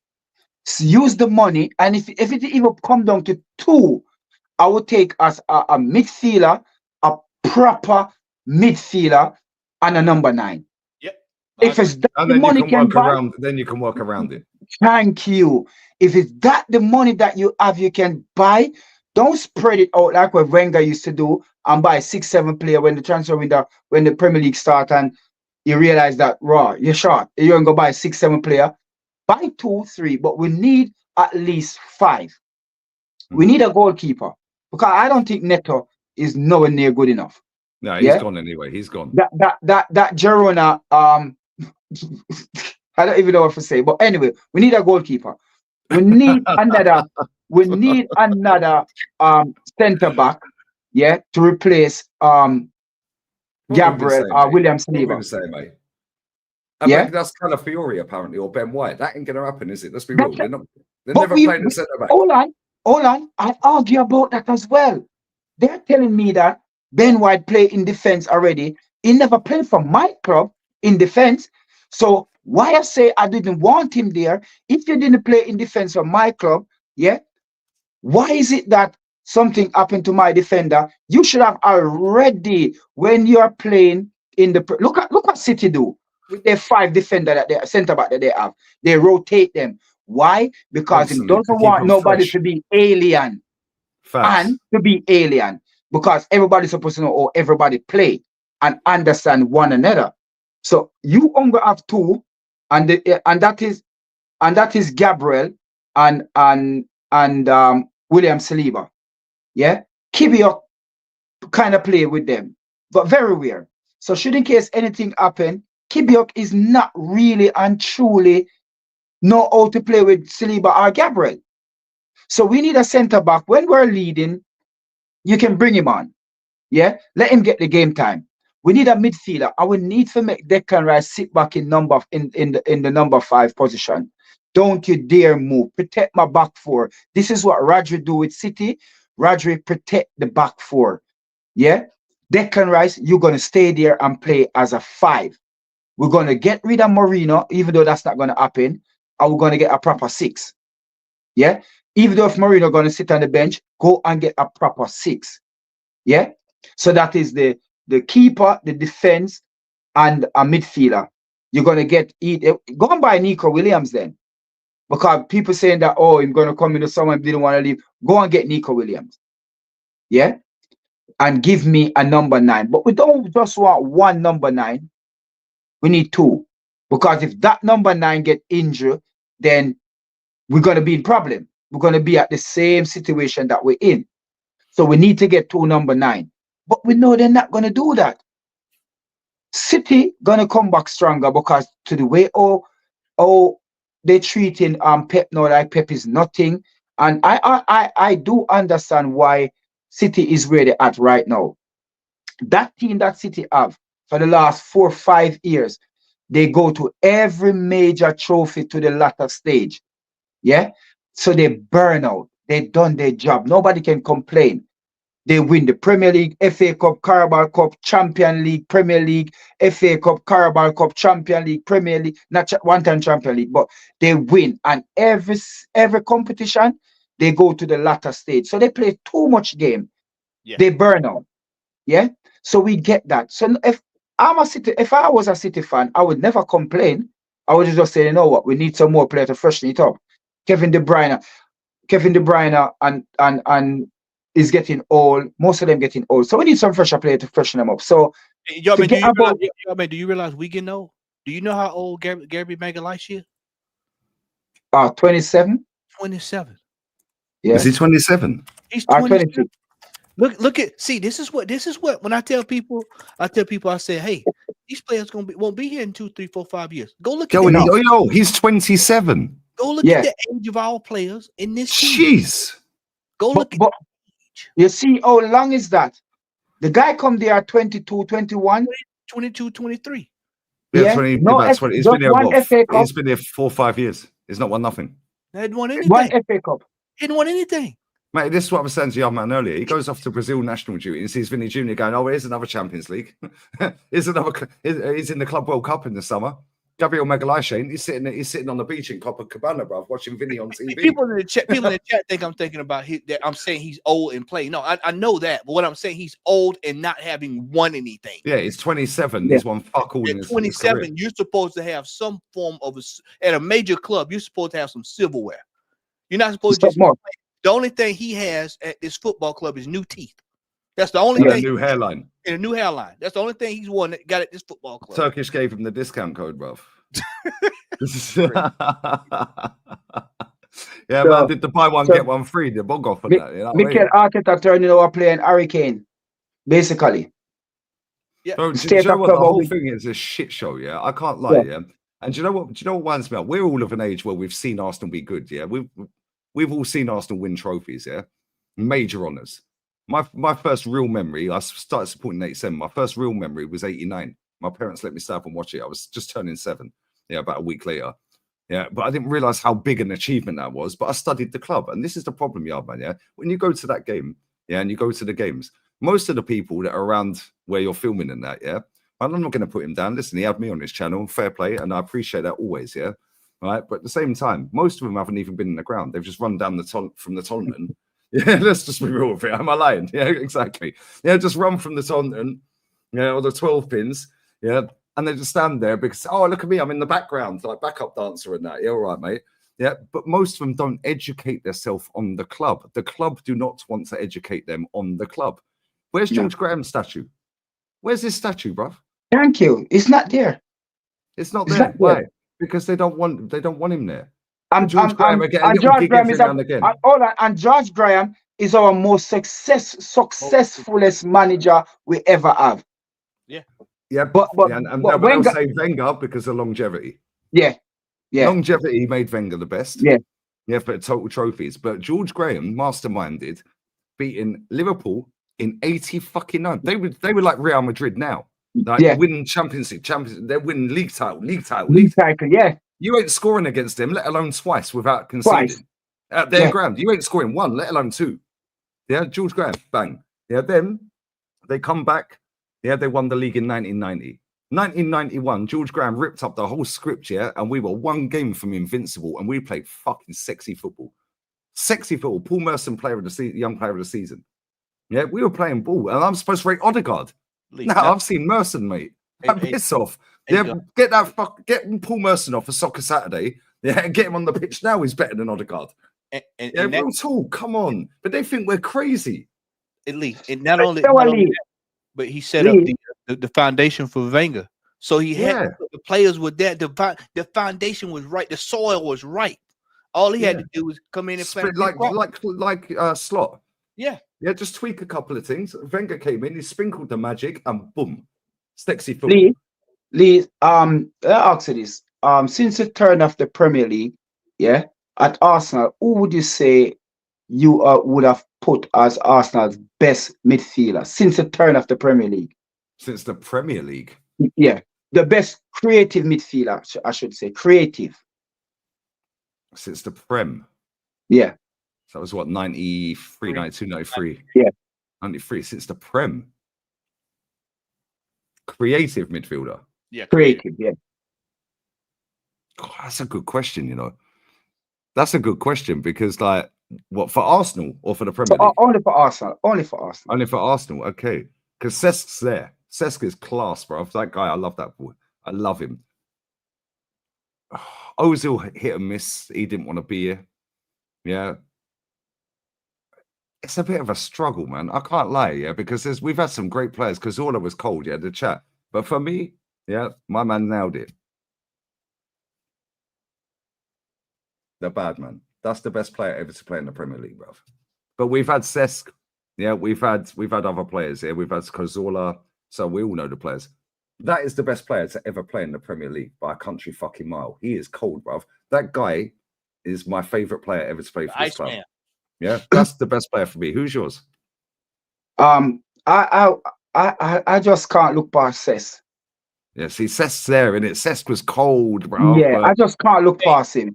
Of the IQ, the things that he done, the passes that he make, yeah, and I'm telling you, when that guy he see things before even the player them even see it. But that's why Pep signed him for Barca, and he played in false 9. He still bagged 20 goals, 20 assists. Still bagged 20 goals, yeah.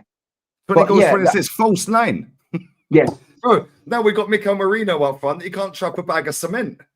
Like, what?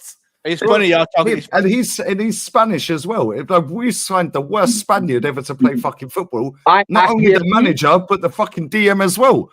I was saying to my son when he was coming back Saturday from the game, I was saying to my son that I still believe that Real Sociedad did one over us because they send us a China Mikel Merino, because I don't believe that's the Mikel Merino as he play for Spain.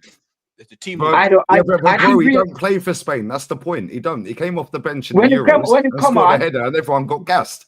He don't play for Spain if everyone's fit, bro. No, he doesn't play if everyone's fit. Definitely not. But hey, at least he's got more caps and more trophies for Spain than Super Duper Mick. Super Duper Mick never got a cap for Spain. You got more caps on your head right now than Mikel Arteta got. And Matty, who's yours, mate? Who's yours? Bergkamp. Bro, yeah, Bergkamp. But that guy, I remember the day we signed him, right? I came home from school. That was back in the day with teletext and all that shit, yeah? Right? And and my dad said to me, Arsenal has signed Dennis Bergkamp. I said, shut up. I was like, nah. He goes, no, they have. So he's showing me on teletext. I said, no, I don't believe you. Like, you're winding me up. He's like, no, they've signed him. We had to wait for the news, yeah, at nighttime when you can see him holding up the shirt. And I still didn't believe it until I see him play a game. Hey, check this out, Lee. Pull up my my screen here. We talk about midfielders now. This is where we look at this captain, bro. He scored 3 goals for his nation, bro. His 60-odd games, yeah. Right now, look at Aaron Ramsey playing for Wales. Dragged them, Gareth Bale and him, dragged them to a fucking semi-final. What's this guy doing? Nothing. I'm talking Faroe Islands. Failed wonder kid. We're talking about Georgia, Faroe Islands, Luxembourg, San Marino. He can't do nothing. Gibraltar. He can't do nothing against any of these teams, right? Look at the state of his stats. So when we go to Arsenal, everybody's like the creative spark. Brother, shit. Look at this. One goal, 2 assists. This was when he first got 20. Yeah, and then we signed him. That's what. Then we signed him. He played more games. Look at that, mate. He played 14 games for us here on loan. And everyone's going, oh, we're signing a Madrid player. He played 11 times for Madrid first team. He played more for us on loan than he ever played for Madrid. He's a failed wonder kid. Dani Ceballos is balling out at Madrid now. Danny, I couldn't believe it. He's a baller. He's starting for Madrid. Yeah. He's starting.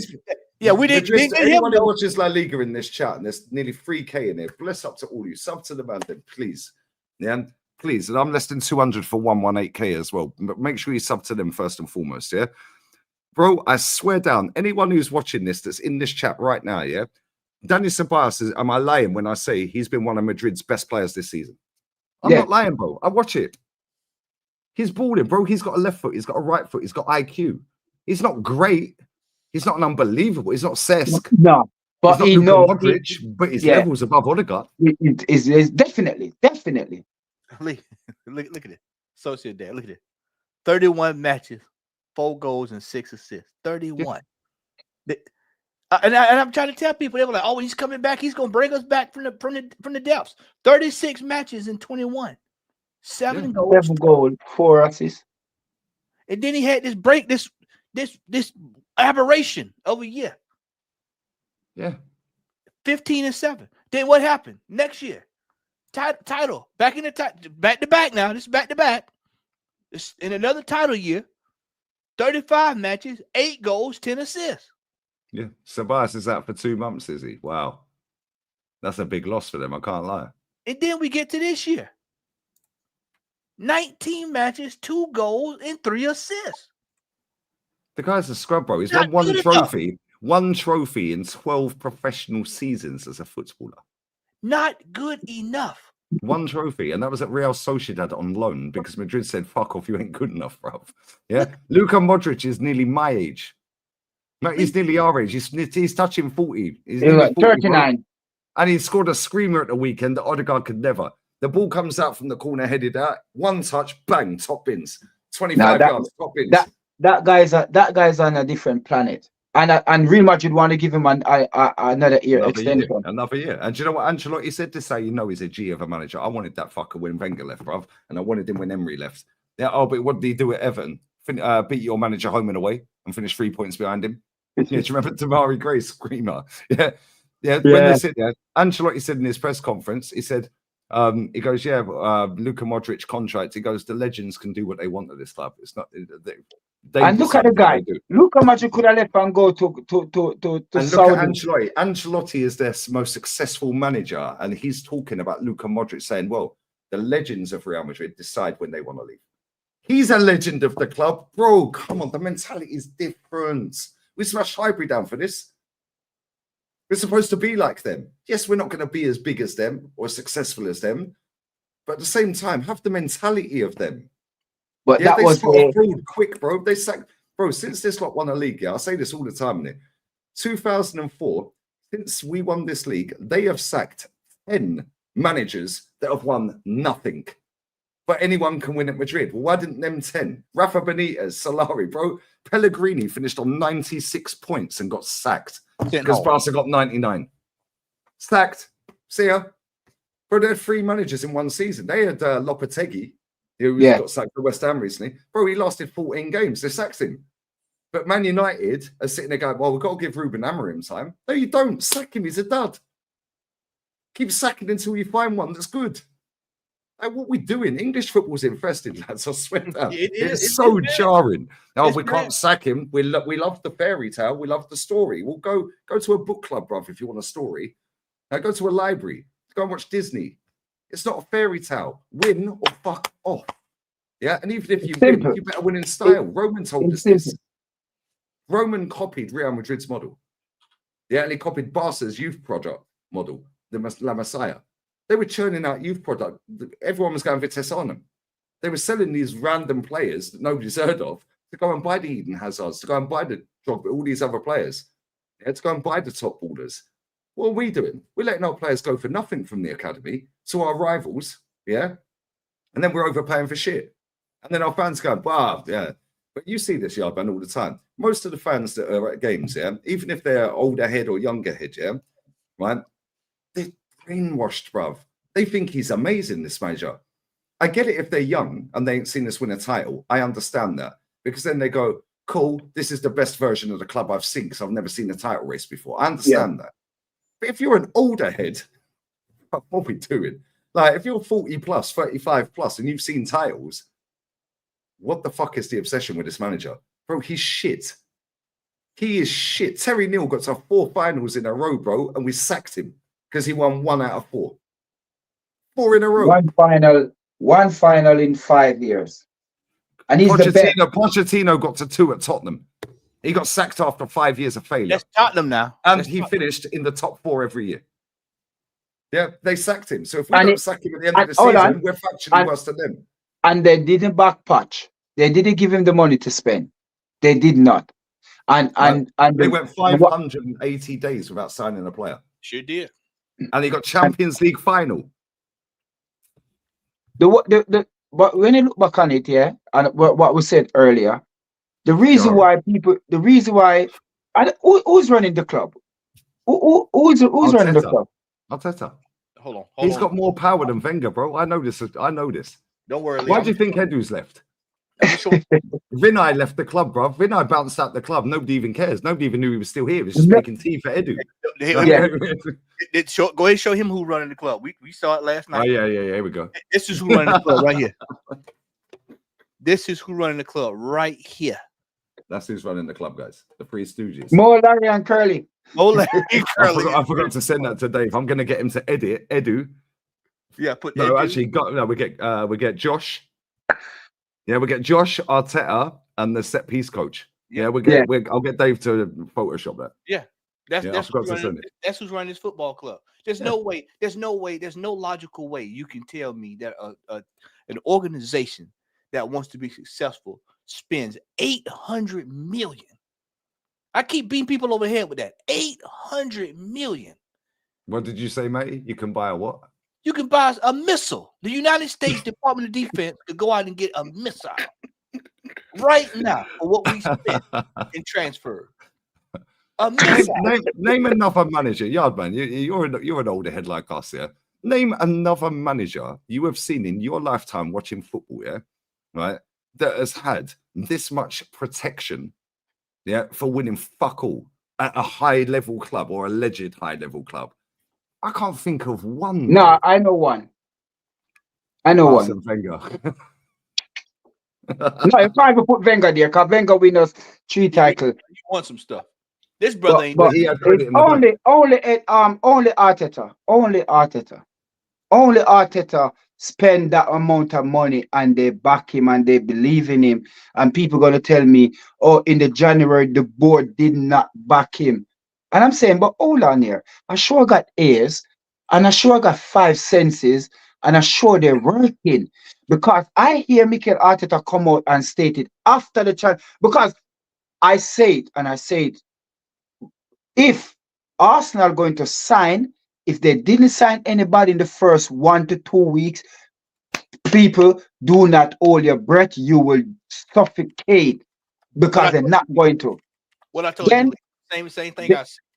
Then, when you're talking about Mikel Arteta come out and stated that he did not see anybody to fit the way or they want to play.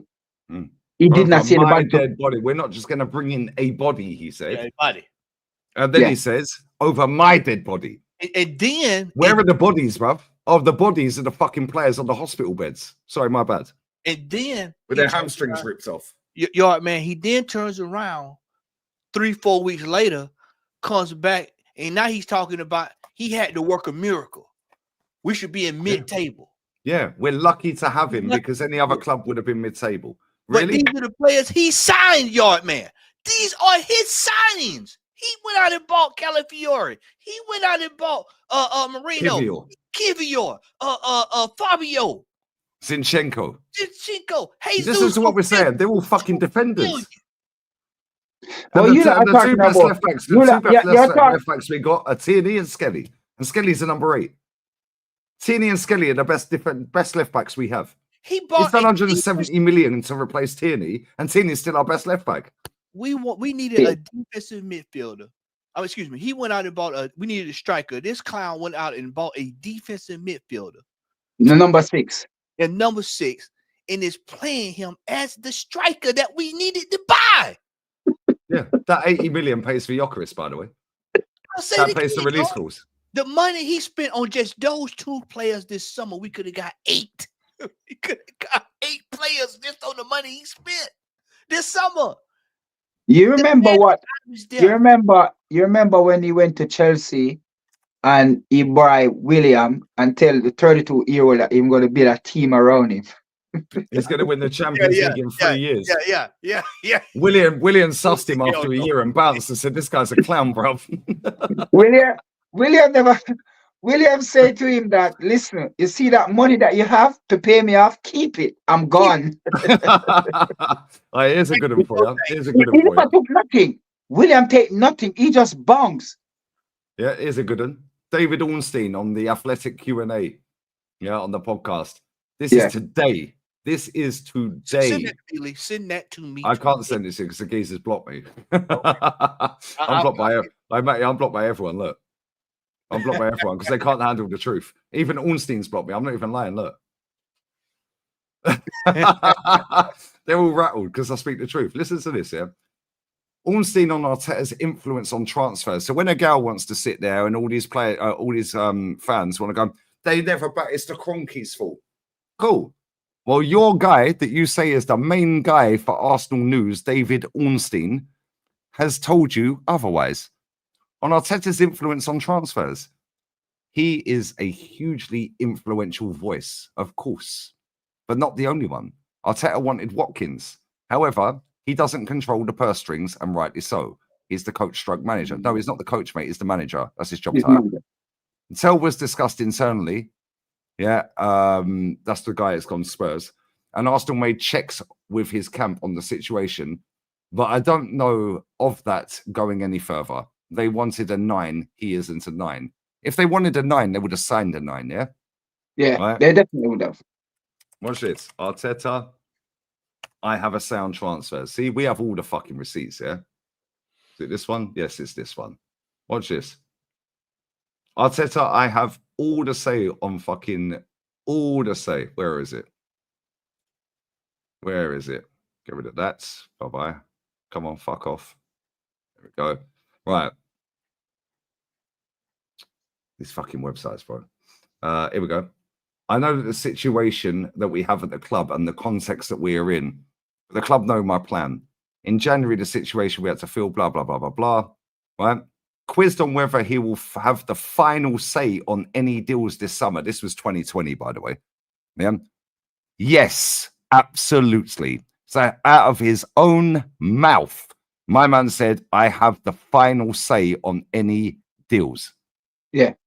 The final say. That was July the 4th, 2020. 2020. Yeah.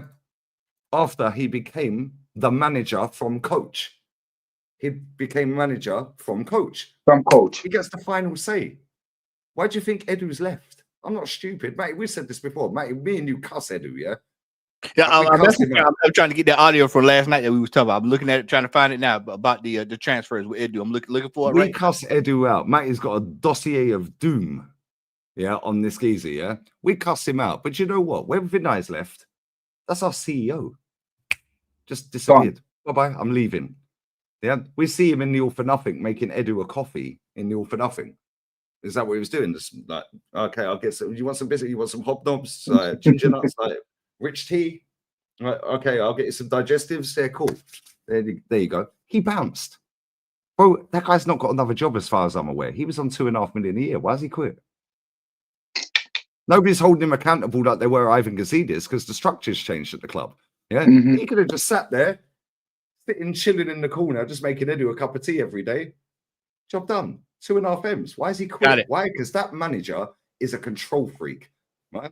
More so than Wenger, right? Then Edu's quit, randomly quit. We wake up, yeah, my phone went mad, yeah. Matty, you were texting me. The day after I dropped the hammer on him. The day after I dropped the hammer. Matty did. How long did you do that stream for? 3 hours, 2 hours? 3.5 hours. 3.5 hours. The dossier of doom on Edu. The next day he's quit. I was like, mate, you must have watched your video. But then we're sitting there and we're doubting ourselves. Is it actually Edu? Because 2 of our hierarchy have left. I've left. Yeah. Why? Edu. Yeah. Oh, what's he cooking with the cigar and the barbecue and all that crap? Yeah. Then you got Vinay. who's in the background, 2.5 mil. Edu was on good money. This manager's now got pay rise. Now all of a sudden, when he's coming out saying that back in 2020, I get the final say. Well, since then, with Sam Raheem Sterling, Willian, Rico Marino, Fabio Vieira, all his players, we wait till Edu gets off his gardening leave, and I guarantee he spills the beans. Yeah, you know what these Brazilians are like. They will say what they got to say. But I did see a tweet from Edu to say, tell them the truth.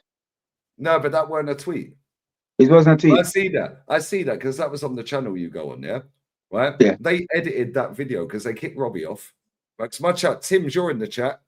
Tim's just like, yo, it's all kicking off. Edu's going to spill the beans. There's a tweet. There was no tweet, bro. There was no tweet. I looked for a tweet. Tim's, am I lying? I looked for the tweet. I was live on a watch along. Yeah. And I was like, where's the tweet? I'm looking. They then privated the video after they kicked Robbie off. Yeah. Cecil and then Cecil got somebody clipped it. Yeah. Cecil was looking at his phone. Then all of a sudden, all like this. I think Potts was on the show as well. Yeah. Next thing, Robbie gets kicked off. I was on the show. Yes, she was on the show. You thought. Yeah. Next thing, Robbie got kicked off in it. He disappeared. Boom. Vamos. Yeah. Then he comes back, bro. I swear down.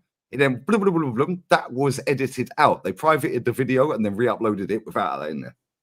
Yeah. So I'm like, I'm looking for this tweet, and I know how to search tweets, bro. I couldn't find no tweet. And Edu ain't got Twitter anyway. Yeah. So I'm like, what's going on here? Did they make this shit up? Have they received a text? Have they had a DM? I don't know, bro. I don't know. Matty, we sat on a show straight after the watch along I did talking about it. I don't know what's going on. I don't know these people. Yeah, but at the same time, there's something shady gone on upstairs in our club. Yeah, something dodgy. And I'll tell you what it is. That manager is like that with Josh Kroenke. That's my guess. Yeah, Josh Kroenke he's been bamboozled, Matty, by this manager. We said this on the stream last night, yeah? He has been bamboozled by this manager. He talks in riddles. He makes everything sound sexy and amazing. Makes oh, wow, I'm over. Oh, everything's oh, look at what I'm achieving. It's unprecedented. We should be mid-table. Now imagine his interview with Josh Kroenke. Josh Kroenke's going, fucking hell, bro. This guy's a G. And he's played for the club. Okay, cool. Let's go. You know what, Lee? With the last night, I'm going to read what he said from the press conference. There's a couple things I want to If you need to bounce at any time, Yardman. Yeah, man. Yeah, I let him go. On his thoughts on the game, he says, I'm just going to read it, and I'm going to go right back to that point he just made. Very disappointing not to win. Today, the standards were very different from the previous game. The energy, the willingness to make things happen. We certainly tried different ways. We dominated the game from one spell in the second half to after one or two direct free kicks where they had something in the box and one or two giveaways that allowed them to run. Apart from that, nothing. With the amount of situations we generated, with the moments we opened them up, we lacked the final pass. The quality on that delivery, and certainly more shots on target. One, by the way. To actually win it and be more efficient. Now, to somebody who has not watched the game, has heard, listened to it on the radio, something like that, this is a load of shit. And now you think, wow, we dominated that. This is how he got the job. This is how he finessed. He's now told you the sky is green every day and the sea is pink. Yeah, and you're believing it because he's made it sound amazing. He's believable. He's a shyster. He's a salesman. You step back. Yeah, I guess it is. Mate, he said that Odegaard, he said in that post-match after the game, so I asked him about Odegaard. He said in that post-match yesterday after the game, Odegaard, has been, what did he say? What was the word? Yeah, has tried harder. Or was it tried harder? Yeah, he's been trying harder than any other of our players this season. He's fucking lying, bruv. He sat there the other week and they asked him after the Everton-Liverpool game. I think we were playing whoever we were playing, Leicester, whoever it was. They asked him in the press conference, before our game. So Liverpool and Everton had played 2-2. And they said, well, Mikel, you were on the front cover of Everton's match day program. He went, that's probably because I scored, because I was a powerful player, back in the day. And that was the last time. That was the last time that Everton beat Liverpool at Goodison. No, it weren't in the league, No, it weren't. It was last season, 2-0. No. 2-0 last season. Yeah? Yeah. The guy's a serial liar, bro. But he makes everything sound, and the way he says it says it with a straight face. He's a con artist. Yes, no, you ain't gonna go and Google it because you believe him. Yeah. So Even Wenger weren't this bad, bro. watch this now, Yard. Watch this. We got man. We got. Yeah, but bro, we next season, mate. Yeah, I swear, from day one, I said this in the chat earlier, yeah, on the other channel. Yeah, from day one, I am keeping every fucking clip, every receipt, every screenshot, everything. I'm putting it into a file, and at the end of the season, I'm gonna get Dave to fucking edit it and do the whole fucking season journey where these man flip flop all season. Watch this. So last night we were sitting up, going through random stuff last night, and so we stumbled across this interview with Edu. Oh shit! Yeah, let me get a beer. Yeah. This is hilarious. Smash these likes up, guys. I'll get the super chats in a minute. This is crazy work, man. Listen to the way Edu's talking, and you tell me, Yard man, that you don't hear the same malarkey you hear from this foolish manager. 3, what you call. Let me start from Do you here. understand though why Arsenal fans would prefer, say, if you spent 150 million, you buy 3, what you call oven ready to go straight away into the first team, maybe with Premier League experience or certainly first team experience elsewhere, that will improve the team now. And as you know, right now, the team has not scored a goal, has not registered a single point, and sits rock bottom of the Premier League. It's 3 years ago. I really understand that. But I just would like them to understand as well the reason, the direction we go as a club. So, of course, it's hurt us to be in that situation. Of course, we know never going to see us there. We are hurt. I am hurt. I don't want to see the club there. But I want to see the team playing together. So to be fair, until now, we have 3 games, and I didn't see the team playing together yet. So I want to see the signings. I want to see the squad prepare. So all 3 games which we played against Brentford, City, Chelsea, and City, unfortunately, we have some difficult moments in terms of COVID, injury, etc. So I want to see the team play together, and then let's judge the team when they play together. I'd like to see more Smith Rowe. I'd like to see Bukayo Saka. I'd like to see Ben White with Gabriel. I'd like to see Tierney more. I'd like to see Tommy. I'd like to see that kind of team playing together. And then after that, no problem. Let's judge us. But until now, I understand again, it's not excuse. I understand the situation. What we are now is really, really tough. But let's judge the team when they play together. As you know, Mikel is under immense pressure right now. Also, your own job comes under criticism. It comes in line as well.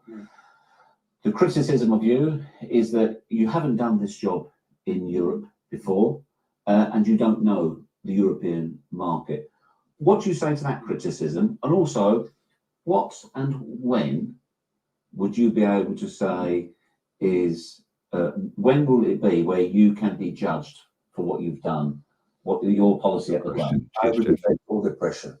I became from Corinthians and from Brazil international team, which is unbelievable pressure as here. And I understand the fans, I understand the reason, and accept that. But we need a little bit of time to do what you plan to do. I'm not saying, because I know this kind of word hurts a lot Arsenal's fan when you're talking about signing, patient, but it's the reality. So that's why when I say to you, we have to create a good foundation. To create a good foundation, you need a time.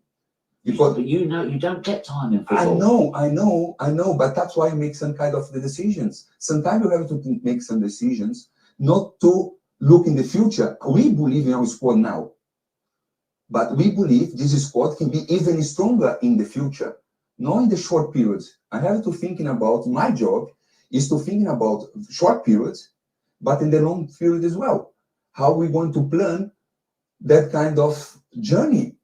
Because if we now sign 1 or 2 players and we have 3, 4, 5 gaps to fill, and then people are going to look to us and say, as well, guys, what are you doing? Because you spend a lot of money here. What about the other position for the future?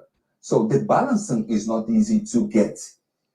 But we believe what we're doing. Talking about my role, I understand the pressure. I understand the pressure of Mikel board and the club, because the situation which we are now is not acceptable. But listen, now is the moment to everybody being together, and I would like to see in these difficult moments people step forward and get the responsibility. I am responsible for what we're doing.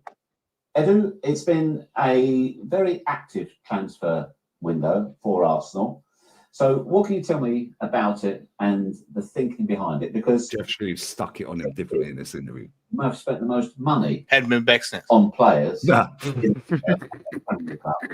But the Arsenal fans are underwhelmed. Yes, I understand the reason, because first they didn't see the team yet playing together, isn't it? So that's one of the reason as well. But I think you have to see the context a little bit bigger than just to see the money around it. So we signed 6 players. 6 of the 6 players was under 23 players, which for us means a lot in terms of our planning. So because normally people like to see just one window. So I have to see a little bit bigger picture, because if you take like a year ago, so we start planning the squad a year ago in terms of, you know, to consolidate the team, to try to get better foundation. So I just want to step in here right quick. Now, you heard what he said. He said we started when? When did he say we started? Or what? A year ago. A year right? ago. All right. So if they started a year ago, Yardman and Lee, don't you think that they'd have a? Well, he said they've got a dossier on players, right? That's what he said. Yeah. That's what he said. Yeah. A 100 odd page dossier or whatever. 100. Yeah. Yeah. So how did we get in To the Mikel Marino, who's not a young player under 23. and Sterling? And Sterling. But this is the thing, mate. We actually see the video footage of that, yeah? Yeah. You're obviously playing the audio, exactly. yeah? Yeah, man, we see the video footage of that. Bro, he's lying all the way through it. Yeah? The one thing I will say, though, yeah? Right? Is he's actually spitting some truth in there. He's angry with that fucking manager, bro. Yeah? He's angry. He goes, and I'll be held responsible. That tells me it's like, I'm going to be held responsible for this idiot, but also for my own actions. Yeah, because I'll read into it. How many people have actually listened to that interview? Like, we didn't even know it existed until yesterday. Like straight listening to it, like seriously listening to it.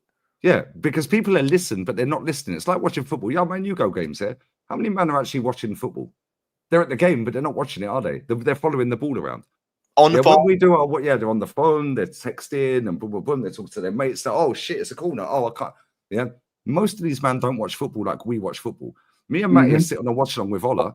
Yeah, and I'll sit there, Matty will sit there, or anyone, Ola, whoever.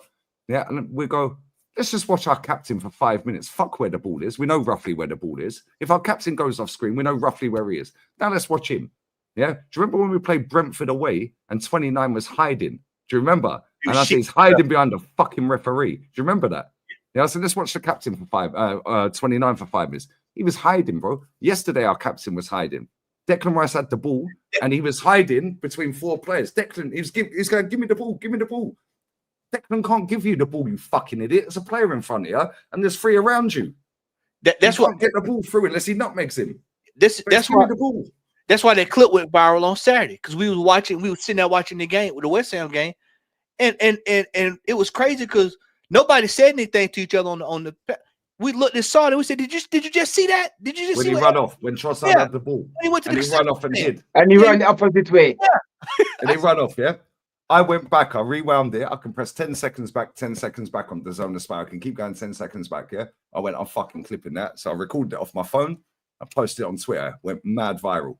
Yeah. Now everyone's like, "Yo, what's happened to Odegaard?" No, he's been doing that every week, mate. But Saka bailed him out.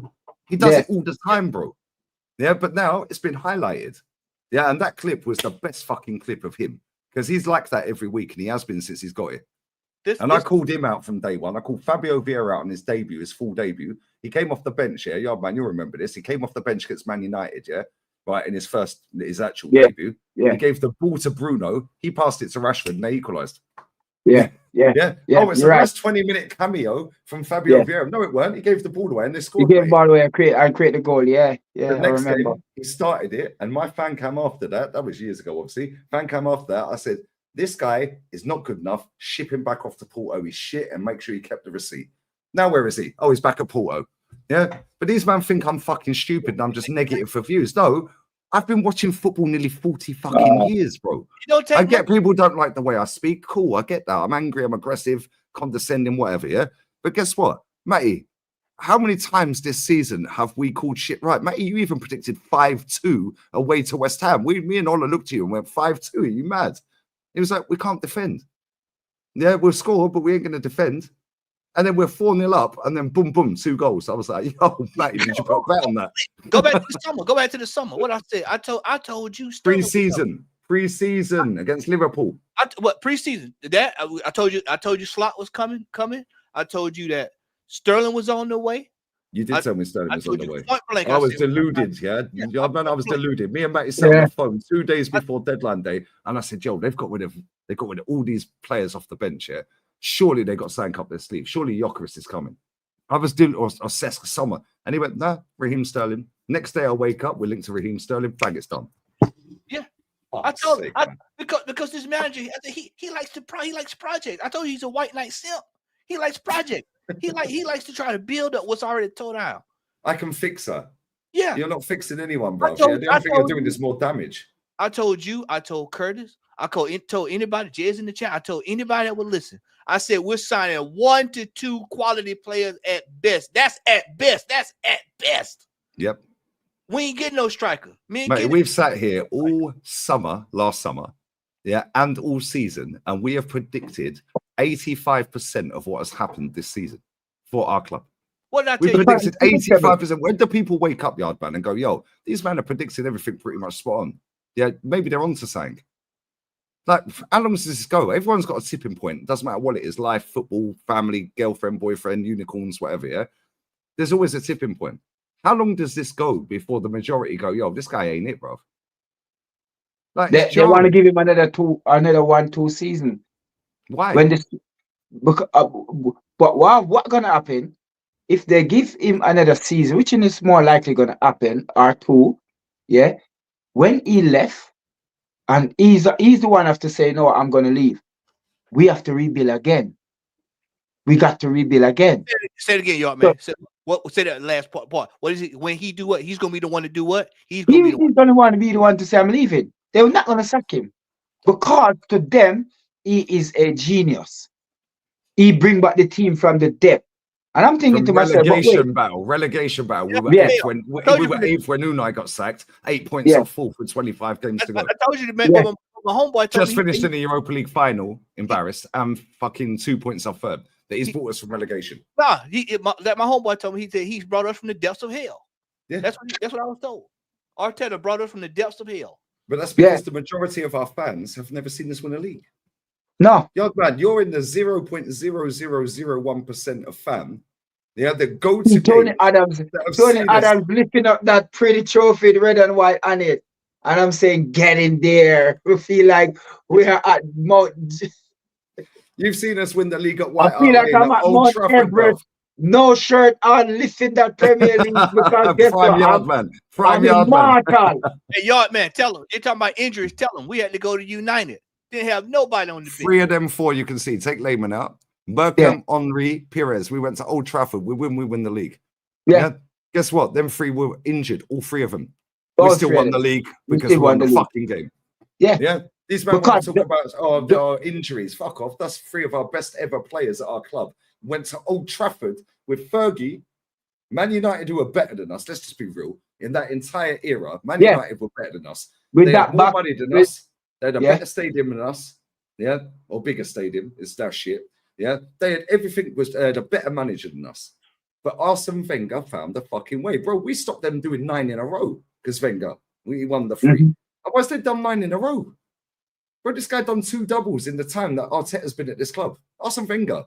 So when people want to say, oh, who's realistic? Who would you get? Well, go and get Grand Passate's manager because it worked with Wenger.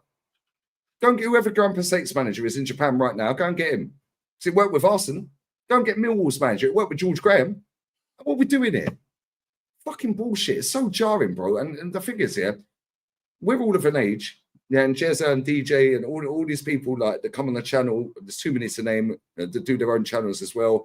Bro, we're tired of the bullshit. Yeah, but we're the minority and we're a minuscule minority. Yeah, my chat was telling me earlier that Curtis had his tweet deleted by Twitter. They deleted his tweet because he said so. I retweeted. I can't remember what he said. I retweeted it. It was last night. Yeah, it was something to do with Arteta out. And Twitter fucking deleted his tweet because he was trying to get a guy sacked. And I looked through my tweets and my retweet ain't there anymore. The tweet ain't there, bro. It's gone. Because he was trying to get a man sacked from his job. So what if you tweet Arteta out now? That's how powerful Arteta's PR is. Wow. Yeah? Apparently he mentioned it on the show with Troops in Turkish earlier. I haven't seen that show, but the chap was telling me, yeah, the fucking Twitter made him, the tweet was deleted because he wanted a man sacked. It's like, bro, is this how strong this guy's PR is? And if you look at it, yeah, the mainstream media, they sucked this guy off left, right, and center. Why?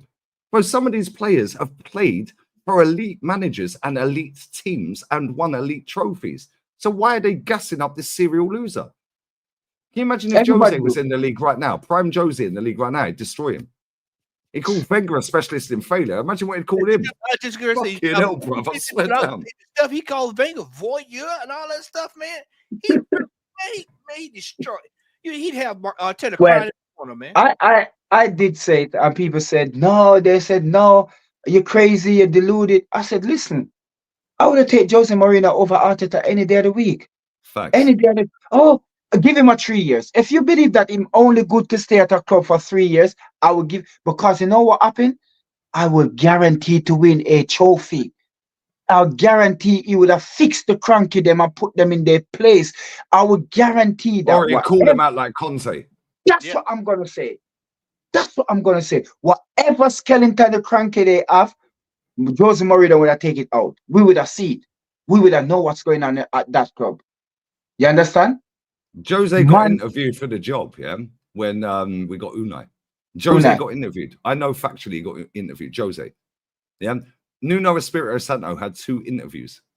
Yeah, when we signed Unai. He was the only manager. I know this 100%, yeah. The only manager, and I said it at the time, yeah. Right. And people that have been here for a long, long time, yeah, know that I called Tierney 4 or 5 hours before it happened. Yeah, I called Nicolas Pepe shown around the training ground. Yeah, by Lacazette. 2 days later, it dropped. Yeah. Everyone knows all of this shit, yeah? I called Matt Ryan before. Nobody called Matt Ryan. I tweeted it. Matt Ryan to Arsenal, eyes emoji. Boom, done. Next day, Arsenal announced it. No journalist put it out. Yeah? That built my channel and gave me a lot of credibility, yeah? Right? But I know factually the only manager that had 2 interviews at Arsenal before Unai got the job was Nuno Espirito Santo. Yeah, but Jose was interviewed. Yeah? And then they gave it to Unai. Arteta was interviewed, and it was a bit too soon. Okay, well, we don't want to bring you in after Arsenal. Yeah, of course you don't, because you want him to be the fucking scapegoat. Obviously, that's what it is. But you want him to be the scapegoat. Now, him come back, yeah, and school your ass and win a Europa League. Yeah, knocking you out on the way. Yeah, and hold that. And take the title from you. And ruin us for the title. Yeah. Frank, bro, he should be sacked off of that Villarreal game alone. Yeah, I swear down, bro. You get beaten by the coach that you've sacked for him? Nah, get out of here, bro. Getting done by Damari Gray at Everton. Slapping on top bins. Nah, it's crazy, man. Nah, this club, bro, it's a shit show. And it's not the club that I started supporting, let alone you guys as well, yeah? Like, it's not the club. It's not. Man said I was blocked from saying anything by someone on Twitter. Bro, I swear down, yeah, Twitter, I can say what I want on there, yeah? But how Curtis has had his tweet deleted because he tweeted Arteta out or something? I don't even know exactly what the tweet is, yeah? I retweeted, I can't remember what it was, and I retweeted it, yeah? And then people in my chat are going, yo, man had to delete his tweet. He said it on Troops' show earlier. I was like, what? He goes, yeah, Twitter deleted his tweet because he wanted a man sacked from his job. It's like, bro, how strong is this Arteta PR?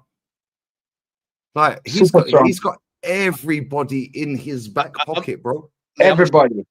And I hear past player who's even in the invincible player who win at Ivory, and they're backing him. Yeah. And I'm saying to myself, am I the only one see what's going on here? Why they backing him? Why people come? Everybody coming out, oh, give him a week more time. What he do. And I'm saying, hold on here. If you give this guy the club to run, you give him the money and you give him the time, at least where the club is, that is be a minimum we should expect. So now it's there. why are we saying that he's a genius? A genius is man like Wenger. When he come in with nothing, and the first year him come in full season, he win the Premier League. He win the Premiership. First full season. First full Sprinkled season. a little bit of Nicholas Anelka. You finna say little Slot bit of Vieira. Slot back to be a genius. Slot back to be. Man came in. Yeah, this is why, right? When people say, "Oh, Arteta won with Emery's team," I don't really. Yeah, he did. It was Emery and Arsene Wenger's team, yeah. But he still had to win it. And do you know what he did? He played a free at the fucking back. How many times he played free at the back ever since he won that trophy? Never. Thank you. Yeah. Never. So now he thinks he's slick because he wants to do the inverted shit and the attacking goalkeeper. Our goalkeeper's on the halfway line. Yeah, halfway line. Yesterday. Bro, why did Skelly get sent off? Because the goalkeeper's a clown. Because the manager tells him to play like that. Lee, did I not say to you that if you can have your goalkeeper up that far, halfway line, why never go three at the back and put more body in the box? Because you need these 3 points. And you can play Declan in the sweeper role to fill in because he is a centre back. You drop him in, he can sweep. Yeah, he can do the sweeper role, but now he can be the DM stroke, like fucking mopper upper. Yeah, you know who should be the left back and the right back yesterday? Simba and Saturday. And Tierney. No, Ben White and Ben White. Tierney. Okay. Ben White and Tierney. I don't care either Timber or Ben White. I don't mind either. Them over. I would prefer Ben White because Ben White overlap and he can get back. And he can cross better than Timber. And he can cross. So but Timber's more physical. What would have happened? You'd have Trossard in the box. You'd have Waneri in the box. Yeah, you'd have Odegaard right, loitering on the edge of the box. And thank you at the edge of the box. And I would have liked to see a Gabriel in the box. Put Gabriel in the box. Why didn't Partey get a game yesterday? Why didn't he start? Because why did Partey not start? We're going away to Nottingham Forest. We're hanging on by the skin of our teeth. And Partey, our best midfielder this season, has been benched. You know, what the fuck is that? He's not even going to get the best out of him before he leaves. He's not even going to get the best out of him. He's walking for free. That's what I'm saying. You're realizing him. Tierney's walking for free. Jorginho, I don't rate him. He's walking for free. Bro, we've done 90 million on them free players, and they're walking for fuck all in the summer. And Chelsea would have sold Tierney, regardless of whether we had injuries. Chelsea would have been Tierney for more than they paid for him. When we sold Smith Rowe, we sold him for 27 M's. If that was Chelsea, they would have got 47 M's. And they would have bought somebody else. Lee, this is I'm gonna play this. This is our so jarring. Yeah, man, it's so jarring. Go on, mate. Sorry. That's okay, brother. Still 2.6. Go on. He's first up. Hello, Graham. Good afternoon. Afternoon, all. How are you, G-Doc? You all right? First time, yeah.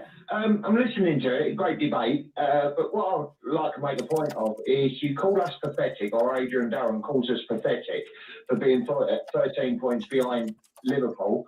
But before a ball's kicked at the start of the season, there's 20 teams that are challenging for the Championship or for the Premiership. No, there aren't. So if we're pathetic. No, there aren't. Yes, there are. It's a competition. You play each other to see who's the best. There's only one team that hold on. Premier League, but yeah, all 20 aren't challenging for it, are they?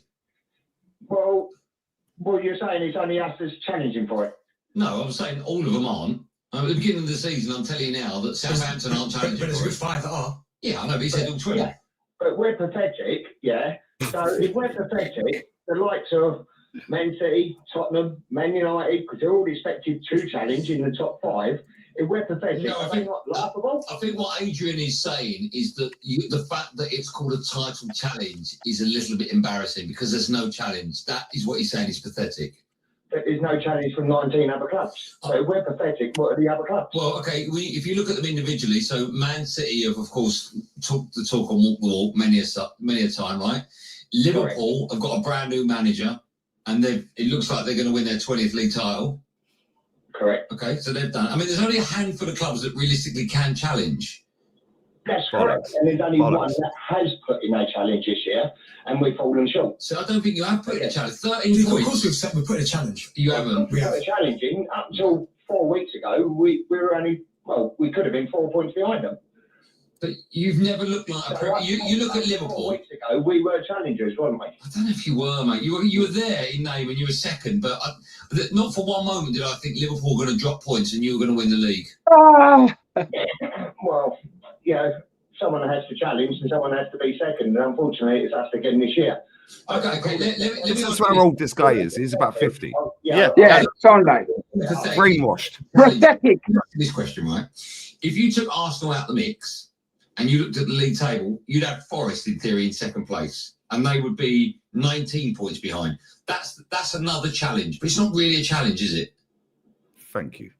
Not as we speak today, no. But that's basically what you're saying. That's a pathetic challenge.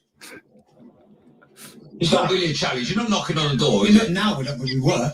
Not now, we were 4 weeks ago. You know, I'm agree. He's agreeing. This is what I'm saying, yeah, man. These men are thick. Recovered the injuries, and we've fallen short. We're not using injuries as an excuse, but all the other clubs have. Graham, I am. Bet he is. Good call. Thanks for that, Graham. Let's go to Dave. Hello, Dave. Hello, gents. You all right? Oh, good. How are you, David? Is this good? I'm very well. I hate saying this because I love you, Darren. I have to agree with Andy there, and I hate agree with Andy because it pains me because He sounds like Henry. It pains. that we're sticking still. We're not really. We're not going backwards. I think we are. I think everyone is overtaking us. I'm looking at that game last night. I turned off. I couldn't be bothered to watch the rest. It's so boring to watch Arsenal now. And then we're saying that we're progressing in certain sort of areas. We lost last season to West Ham. Got points for them. We're losing points galore this season. We're not making any progress. And I think I called you the other week when I said about the free market, and yet Diego Costa there, but yet we're sticking with Raheem Sterling. Why did we not have a punt of getting a player like that in? Because it is just embarrassing watching Sterling come on. No other, and I think Andy, you said it earlier. Why did clubs get rid of these sort of players? They're not good levels. Liverpool got rid of him, went to City, done all right with that sort of big team. But why did City let him go? Why did Chelsea let Havertz go? We don't go for the big players. We shop in Poundland where everyone else shops in Harrods. But that was just funny. Wow. Big him up, mate. About Arsenal and Chelsea. Chelsea shop at Harrods, Arsenal shop at Poundland or something. Or not Poundland, use another example, but the equivalent of. But no, look, when the players come back, we'll push again, go again next season. Push again. Okay, what? Second again. Is everybody getting better? Wait, we're still in the Champions League, by the way. It's not over. Oh, okay. Don't you remember Arsenal Wenger got slaughtered for staying top four of the trophy? Yeah, right now, though, he's right. I don't think he is, man. Legend. Yeah, no, he's Come back, Arsenal. No, manager knows how to win the league. Manager knows how to win the league. He's killed him. Goldstein's killed him, bro. He slaughtered him. Do you know what? Yeah, that first caller, right? That's probably someone that's got a season ticket and had it for about 40 years. That's a guy that's been at Highbury, seen us be shit, seen us be good, seen us always have a go though. Yeah, this is a guy that's seen us win a cup double in '93 and finished 10th. Did anyone give a shit we finished 10th? No, we won 2 trophies. Fuck your 10th. Second, DJ, you're in the chat still probably. DJ sat on here the other day and said to me and you, Matty, what is the difference between 2nd and 16th? That was after West Ham. He said, just a night out in midweek and a season ticket price increase. That's all it is. These folks watching us, man. Jez in the chat. Jez said that that whole Poundland stuff way back in the day. These folks they watch. They do watch. These folks watch. They do know watch. what's going on. That dude, but that's the typical fan who has bought into the propaganda. Yeah. The Arteta propaganda. Bro, Matty, I've said this before. One of my friends, Jay, yeah, his old man has had a season ticket for 53 fucking years. Since a junior at Highbury, he's had a season ticket, yeah? He can't be asked. He just transfers it to Jay on the ticket exchange app or whatever it is, yeah? He goes, fuck it, I ain't going. Yeah. I've had him on the phone on here, right? Anyone who remembers this, yeah? You remember the call when I say it. I phoned Jay, he never answered, yeah? It was like late at night, 1 a.m., 2 a.m., whatever, yeah? Phone John, yeah? And John picks up, all right, Lee, how you doing, bro? You all right? I'm like, yeah. John, I'm live. Yeah, I just want to get your thoughts on Arsenal. This was earlier this season. He goes, I can't remember. I think it was after the Brighton game. It might have been a little bit later than that. Might have been Fulham, actually. Yeah. I said, what do you reckon to Calafiori? He goes, well, he can't fucking defend, can he? Chat, you'll remember it. Anyone that was in that show, you'll remember that. He goes, can't fucking defend, can he? He goes, I've had enough of it, mate. DJB comes on it. Yeah, it's been going 50 years. That's I'm fucking bored, mate. This is shit. Jezza. Yeah. Jez, these men have seen the 70s when we were shit. Yeah, 74 and that. Like, come on. Yeah, this is crap. It's crap. But the brainwashing, the constant PR, the constant spamming of fucking narrative. Soon as the window shuts, oh, we're going for Isak in the summer. Why is everything summer? Why not now? Yeah, Harry Kane was available. We all knew that. He went for £80 million. Why didn't we go, yo, reject 130 then, Levy? Yeah, we'll put 130 on. Yeah, we're going to pay over the odds. We know we ain't going to get him. We'll fucking bid the money. Now Harry Kane's got a decision because you know Levy's going to accept it. You know he's accepting 50 above Bayern because it's all about that. Now Harry Kane's got a decision. We did the same with Sol Campbell. Boom. If we had Harry Kane, that season we were 8 points clear, we would have been about 18 points clear. Let's just be real with it. Yeah, we would have won the fucking league. George Graham never did back-to-back. Wenger never did back-to-back. If this man's done back-to-back, build the statue. We've said this, Matty. Yeah. Build the statue, give him the statue. Give him the fucking freedom of North London. He can windmill his cock all around North London. Nobody cares. Give him the keys. We said we don't want a striker, Matt. The man has had Yardman. It's jarring, bro. £100 million. And not a striker as far as the eye can see. Not one. Not one striker, brother.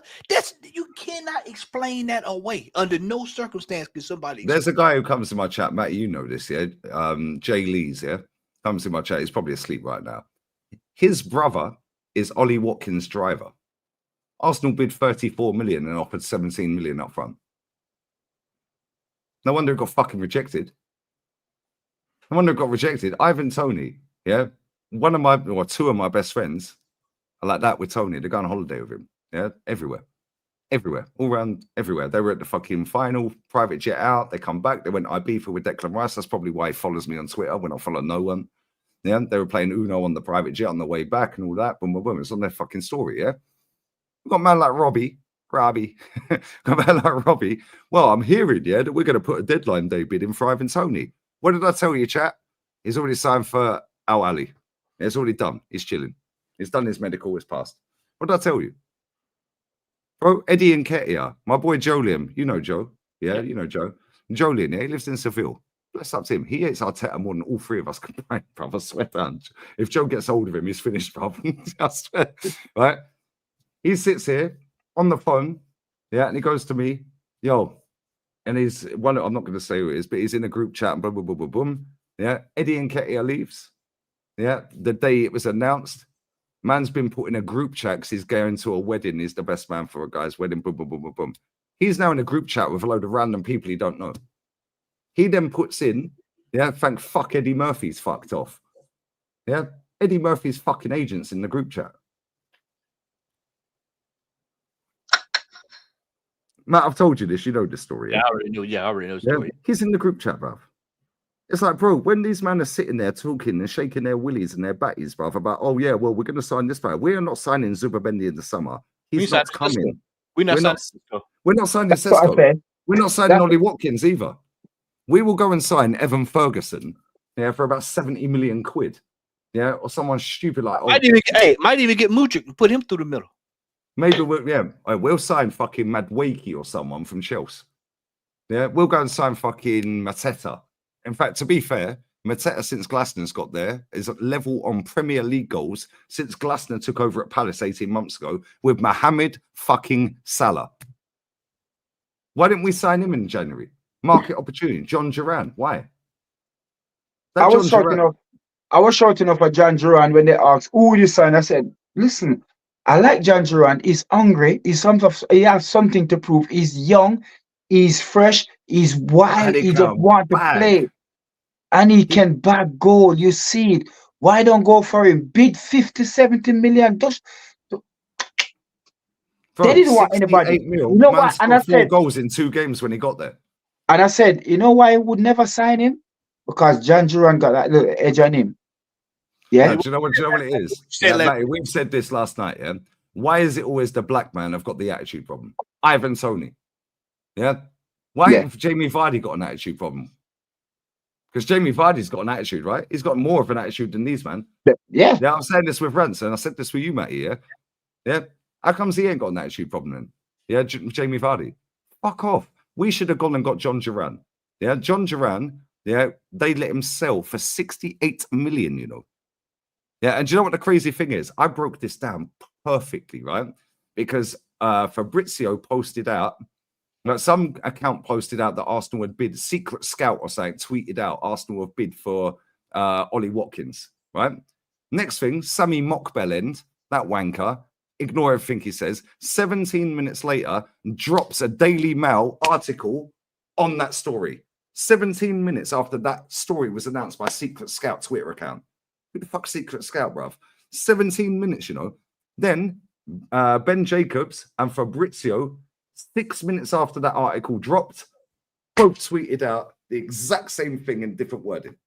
Yeah, saying Arsenal gone in for Ollie Watkins. The club are not happy because of the timing. It's the biggest Champions League game. They've got to qualify in the top 8. They're playing Celtic tonight. Boom, boom, boom. Cool. Ornstein gets his grubby little paws on it.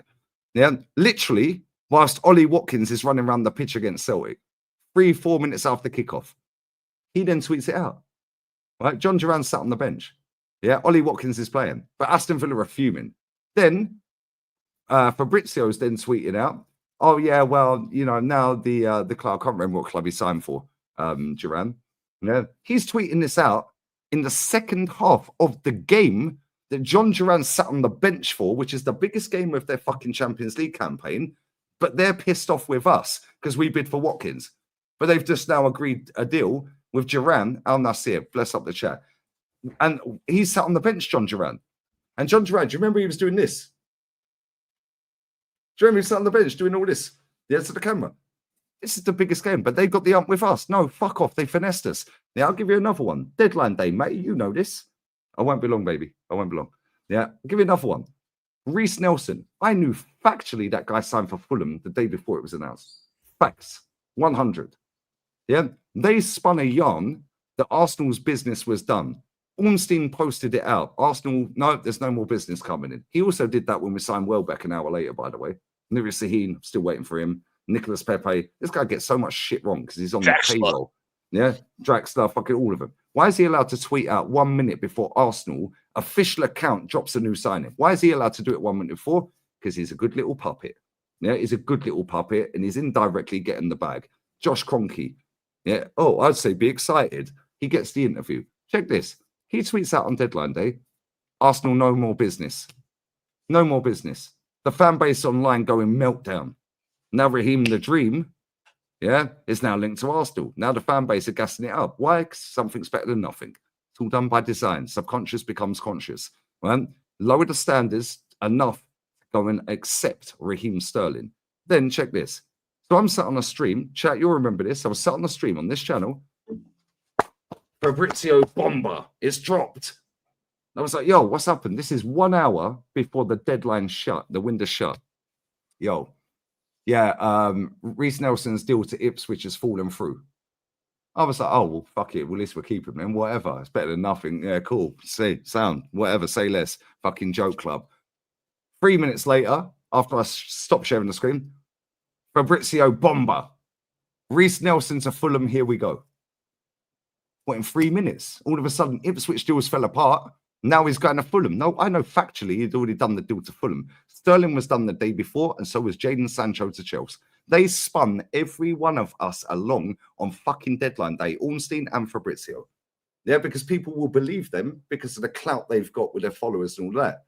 Bro, all 3 of them deals, I can't prove the other 2, but I know factually that Reece Nelson deal was done the day before. In the back up, notice that everybody, Yardman, that we were linked with this January, they all went somewhere else. Yeah. Every last one of them. And as soon as the window shut, the Zubimendi deal was done for the summer. No, it ain't. They told us Alberto Moliero's coming, left winger from Las Palmas. Yeah, that's a 60 million deal done for the summer. So we're getting Nico Williams, we're getting Moliero, we're getting Zubimendi, we're getting Isak and Sesko. Cool. No need for any transfer news this summer then. Yeah, we've already completed the front line. They're full of shit and they're spinning a yarn, bro. Yeah. That's why Ornstein blocked me, because that stream, I fucking called him and I called Fabrizio out, yeah? Right? And he blocked me about a week later because he'd obviously seen the stream. Somebody had sent it to him. I cussed him, bro. I went through all of his crimes against us, bro. He told us when Wenger reffed at the Vatican, yeah, and England were playing at our training. England were training at our training grounds, yeah. He said Arsenal's business is done for the day. 1 hour later, bang, Danny Welbeck turns up. Where's Nuris Sahin on loan? He told us Nicolas Pepe ain't coming. I remember that. I landed here 13th of July. Yeah, years back, yeah. 2 weeks later, Nicolas Pepe's arrived. And I told everyone on this channel, Lacazette showed him around the training ground. 2 days later, it's still on Arsenal YouTube channel. Lacazette showed him around the training ground. Who's telling the truth here? Like, what are we doing? These men are spinning a yarn, bro. And this football club have got the media in their back pocket, which it wouldn't like when we grow up, innit? Yeah, it was the media against the club. Yeah. Now it's get the media inside the club. Yeah, get them inside the club. Then you get the aspiring young wannabes that will tweet positive, toxic shit all day long, positivity all day long because they want the gig inside the club. So they're not going to slag the club off because then they get kicked out. Anyone who goes against the manager ain't coming back, is he? Let's be real. Yeah. Then you have the fucking ex-players. You see, I don't know if you see it, Yardman, yeah? Right? And the chat will know. When that Champions League draw was done 11 a.m. the other day, yeah? 11 a.m. the other day, or midday, whenever it was, yeah? That Champions League draw, normally they say all the clubs send their hierarchy, like 2 or 3 people there, yeah? For each club, for the draw. Who was our representative in the crowd when they're taking the balls out and taking it and drawing it? Who was ours? Martin fucking Keogh. Why? Where's David O'Leary? He's an ambassador of our football club, a fucking legend of our football club. I'm not saying Keogh ain't, but at the same time, why has Keogh got the gig? Why? Because he's on TNT every week sucking us off. He's on ITV sucking us off. He's on TalkSport sucking us off. He's just wrote a book. Yeah, Gary Lineker promoted that fucking book. Yeah, held it up. Do you remember, lads? He held it up. Yeah, for the England game. Oh, following. Oh, make sure you check out Keogh's book. Now the club are going, oh, he's been a good little boy. Why ain't Petit got the gig? Why? Because he slags us off. Why didn't Henri get the gig? Why? Because he slags us off. Yeah. Why don't Stuart Robson get the gig? Why he slags us off? Anyone who slags this club off, and I know Tony Adams was banned from that club for a long time under Wenger. He was banned unless he was on media duty. Weren't allowed there. Wenger banned him, bruv. Wenger banned him because he slagged us off all the time. Anyone who says anything against this football club instantly is put down and silenced. That's true. It's a cult, bruv. It's a cult. And it's so jarring. Yeah, because we're fighting against the tide. Yeah. And I ain't drowning anytime soon, bruv. Because I'm going to keep saying what I'm saying because I know I'm right about this club, bro. I know I'm right about this manager. Yeah, I'm not stopping. I tell you what, this tide gonna turn in a couple of weeks when we keep dropping these L's, these hot L's. Wait till we get knocked out by PSV. Yeah. Then all of a sudden the players down tools, they're all on the beach, and then we don't win another game. Yeah. Or if we do skank our way through PSV, please bring on Real Madrid or Atleti. Please get through. Yeah, because this fan base need a fucking humbling. Murderation. Is what it is. Listen, we should probably wrap up. I've took too much of your time, Yardman. All right. We should probably wrap. Listen, shout your channel out. I'll let you go, and then I'll do the super chats and wrap up with Matty. Shout your channel out. Let's offer 13 man. Yardman. Well, man. Come on. Yeah, man. Yardman AFC, Instagram, Twitter, TikTok, and YouTube. People subscribe to the channel. Help the channel grow. You don't know what they are. Do the things. We are repping for the club in the right way. We just want the best out of the club. So when you hear we're here ranting, we're just spitting the facts, we're talking the truth, because we are the vice of the club. We are the one that's going to be at the club when everybody gone, when Mikel Arteta, the player, we're going to be here same way. We are the club. So when we hear people here, we hear talking, it's not like we're just talking for views or anything. We like the club. It's our club. It's the passion. We stand up for this club. We go there whether it rain, snow, sunshine. We put money in this club. So big up to everybody in the chat. Big up Lee. Now bless up for coming on as well, man. I appreciate it. Yeah, man. You're done now.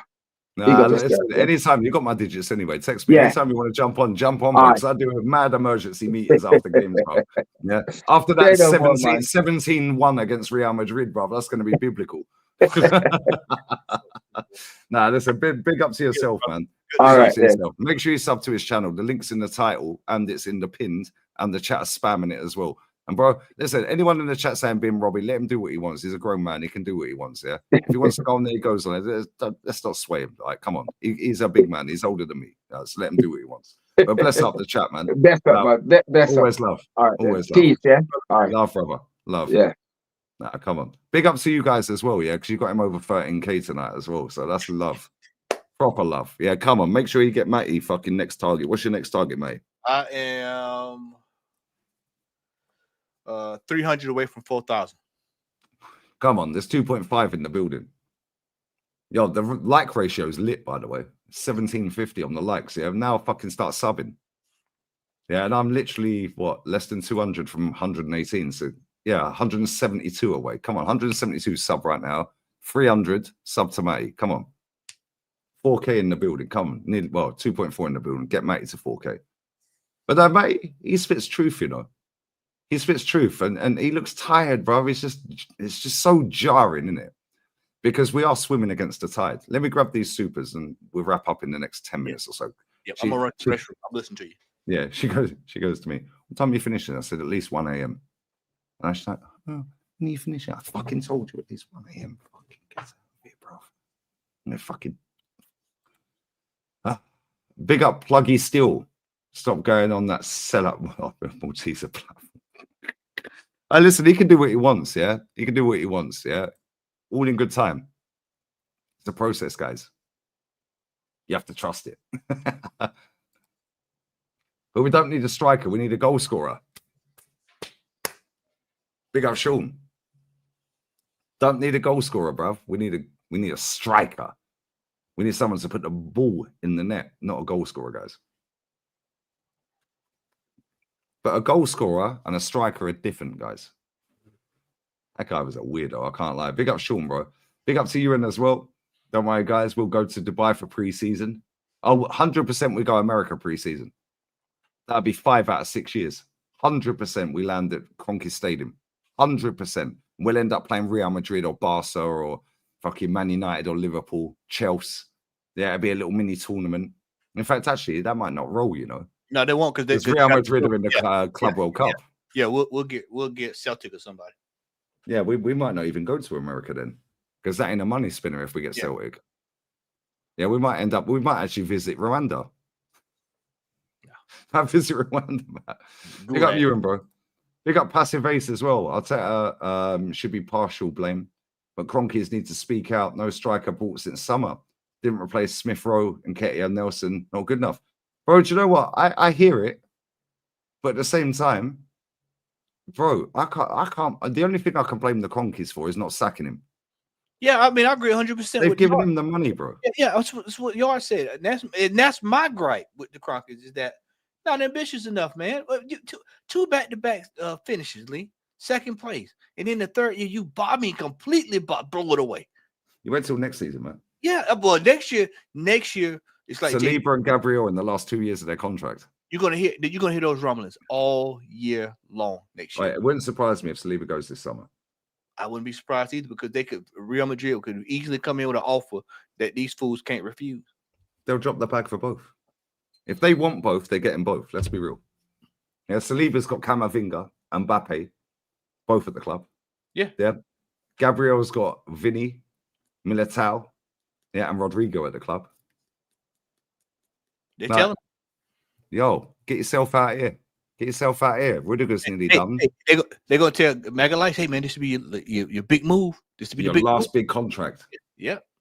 Do you want to be there and not win anything? You want to come here and win something. All right, and they've got the dough. Yeah, like obviously Kieran says in the chat, 160 for the pair. You think this club's rejecting that?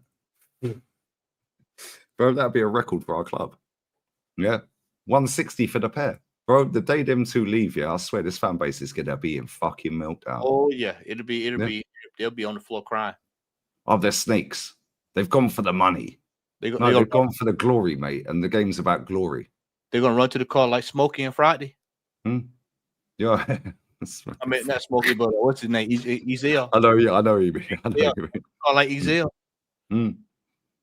Damn. Yeah, he gonna cry in the car, man. Yo, D Boy's rocked up. That's Papa Perez, bro. Grandma gave me that chain. Yeah. Yeah. Yeah. Yo, shit. D-Bo's coming. D-Bo's shit. Hey, Lee, I'm gonna tuck mine in. I'm gonna tuck mine in. Yeah, I was like, fucking yeah. D-Bo's coming. D-Bo's coming. Bro, that's Papa Perez when he rocks up at Arsenal, bro. The beach cruiser. Big up Jester, real talk. You're a fucking legend. Big up, mate. Big up to you, bro. You're a legend as well, bro. Make sure you sub to his channel. Watch Troops Turkish and Curtis after. I can't, bro. I think she wants attention, bro. Unless she's asleep. But I will tomorrow at some point. Big up Yardman, Bin Robbie. Big up. Bless up to you, Khan. Big up OG Queens as well. But mate, real talk, yeah. He spits facts. He spits facts, yeah. And you can see how fucking drained it is, yeah. Like, mate, I do this every fucking day, and it is drained, bro. He's at that phase where you see, even you're saying phase, mate. Yeah. Subconscious becomes conscious. Phase, process. We say it. We both say it. Yeah.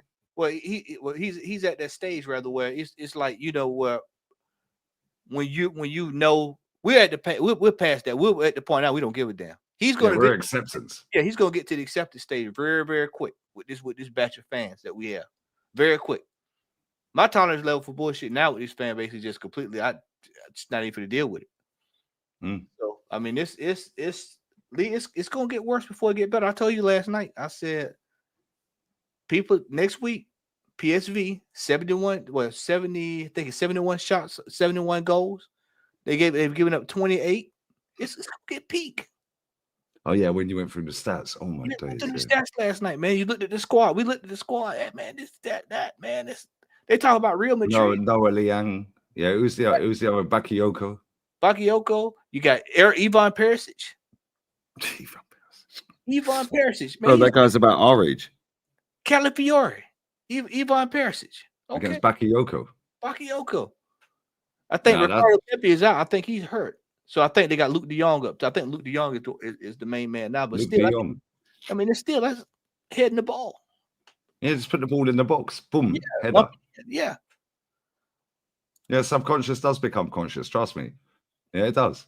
Even I say process. Even I say project. Yeah, why? Because we hear it so often. Yeah, that you start mimicking it. Yeah, it's jarring. Yeah, it's so jarring because this club used to be great and it used to want to win. Yeah, but let's be real. This Kroenke ownership has been a fucking disgrace. Yeah, 4 FA Cups, Matty, in 18 years. I know they ain't owned the full ownership, but they've owned it for fucking 7. Nearly 7. 6, 7. 6, 7 full years of ownership. And what have we won? 1 FA Cup, 2 FA Cups, 3 FA Cup. Well, not even 3. That's 1 FA Cup since they took full ownership. 2018, they won 2020. Yeah, that's it. 1 FA Cup. Certified losers, man. I'm gonna go piss quickly and we'll wrap there. Certified losers. Oh, they are, but they're not in America, or are they? You know what? I'll tell you this. They just had. I'll be listening. I'm gonna piss, but I'll be listening. So I'll tell everybody this. So I think it was yesterday, and I know some people that's Americans in the chat could tell me. I think it was yesterday. Didn't they release that list yesterday that the NFL, the players, they come out with their ratings for the year on the ownership, and they gave the Rams players gave Kroenke a D. I think it was a D or a C. That's piss poor. They said the facility. Now they just, mind you, they just built new stadium facilities. Piss poor. Training facility. Piss poor. Ownership, piss poor. Now, this came from the players. So that's just to let you know what's coming down the pipe. Went over at Arsenal. I'm telling you, man, this ownership is not for me, man. They're not ambitious enough. And if you don't, people want to know what people think about the Kroenkes, go to Google, type in Kroenke sucks t-shirt, and then go to the news section and look at it. There's a store in, I think it's St. Louis, selling them like hotcakes. Selling them like hotcakes off the shelf. Kroenke sucks t-shirts. Selling them like hotcakes. They're absolutely piss poor. I've always said, with American owners, you got to get the owner that want to win. The one that's, you got to get like the old George Steinbrenner. Anybody that's a Yankees fan knows what I'm talking about. He smoked. Anybody that's a Yankees fan a tried and true Yankees fan know that George Steinbrenner will fire your ass quicker than in a New York minute. He didn't play it. He did not play the radio, bro. There are some owners that don't stand for it, and then there's some owners that'll sit there and put up with it. And we got a batch.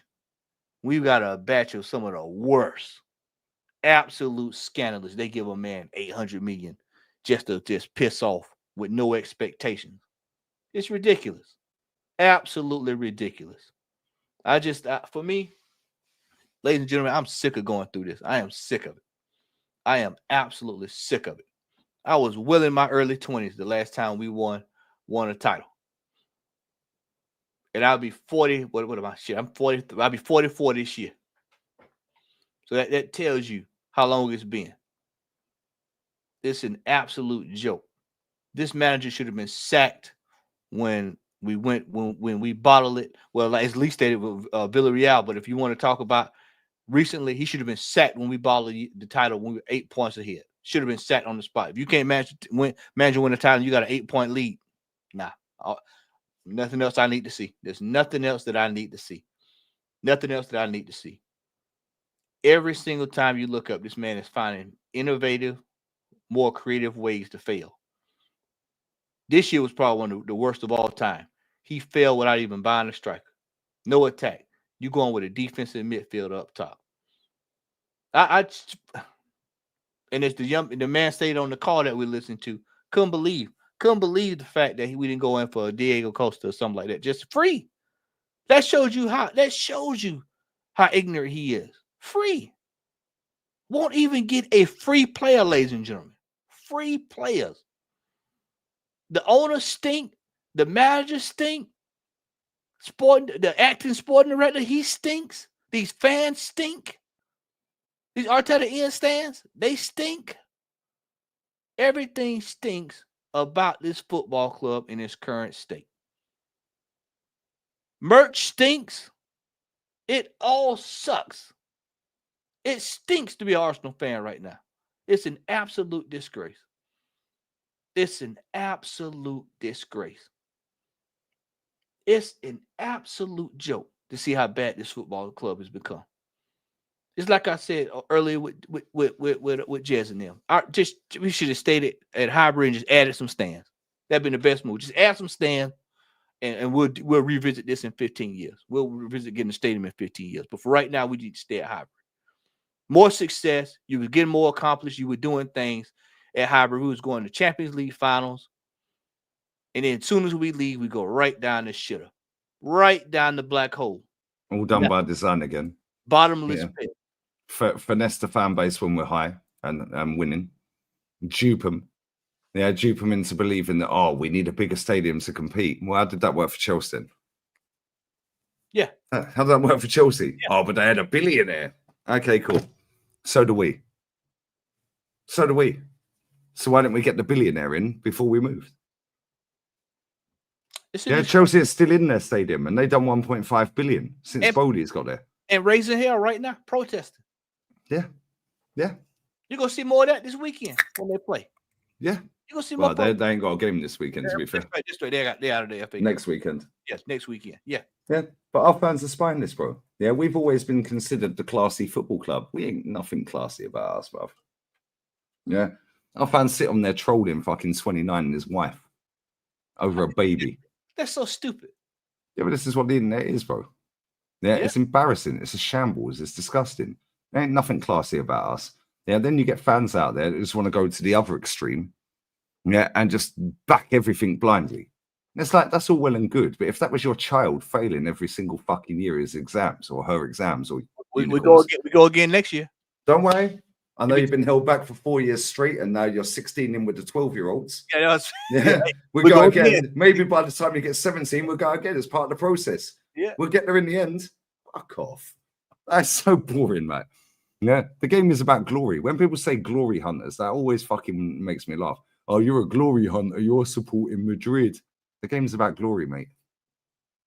Yeah, to dare is to do, apparently, according to Spurs. What does that even mean? See, that's another throwaway. To dare is to do.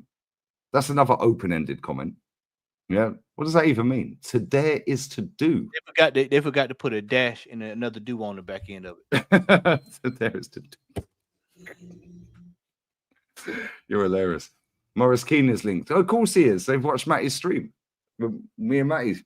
Yeah, we spoke about Morris Keane. Of course he's linked. You hear Eunice after a while. Eunice is coming this summer. You watch, yeah. I'm surprised they ain't linked us. Let me see if they have actually. Yeah, Eunice. Did you know they watch? Yeah. Eunice. What's his name? Eunice. Aggun. Aggun. Arsenal Eunice Aggun. Let's have a look and see if we've been linked to this guy at any point. Let's have a look.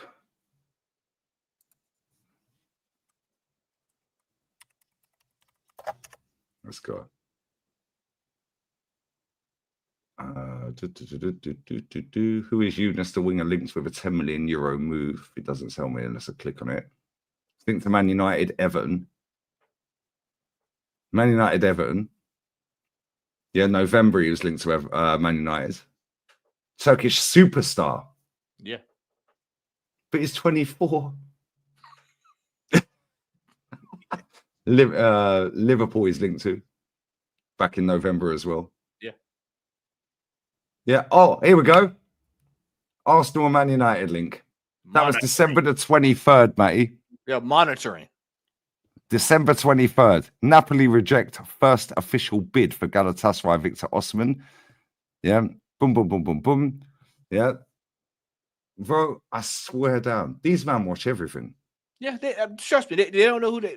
Bro. These journalists are not journalists. They just watch what the content creators are doing and what Twitter's trending pages. And they just make an article up. Yeah, just trying to match up what makes the most sense for the club. See, this year we're going to have a lot. What makes the most sense for the most traction. So so when you see football trend writer, that's just what's trending on Twitter.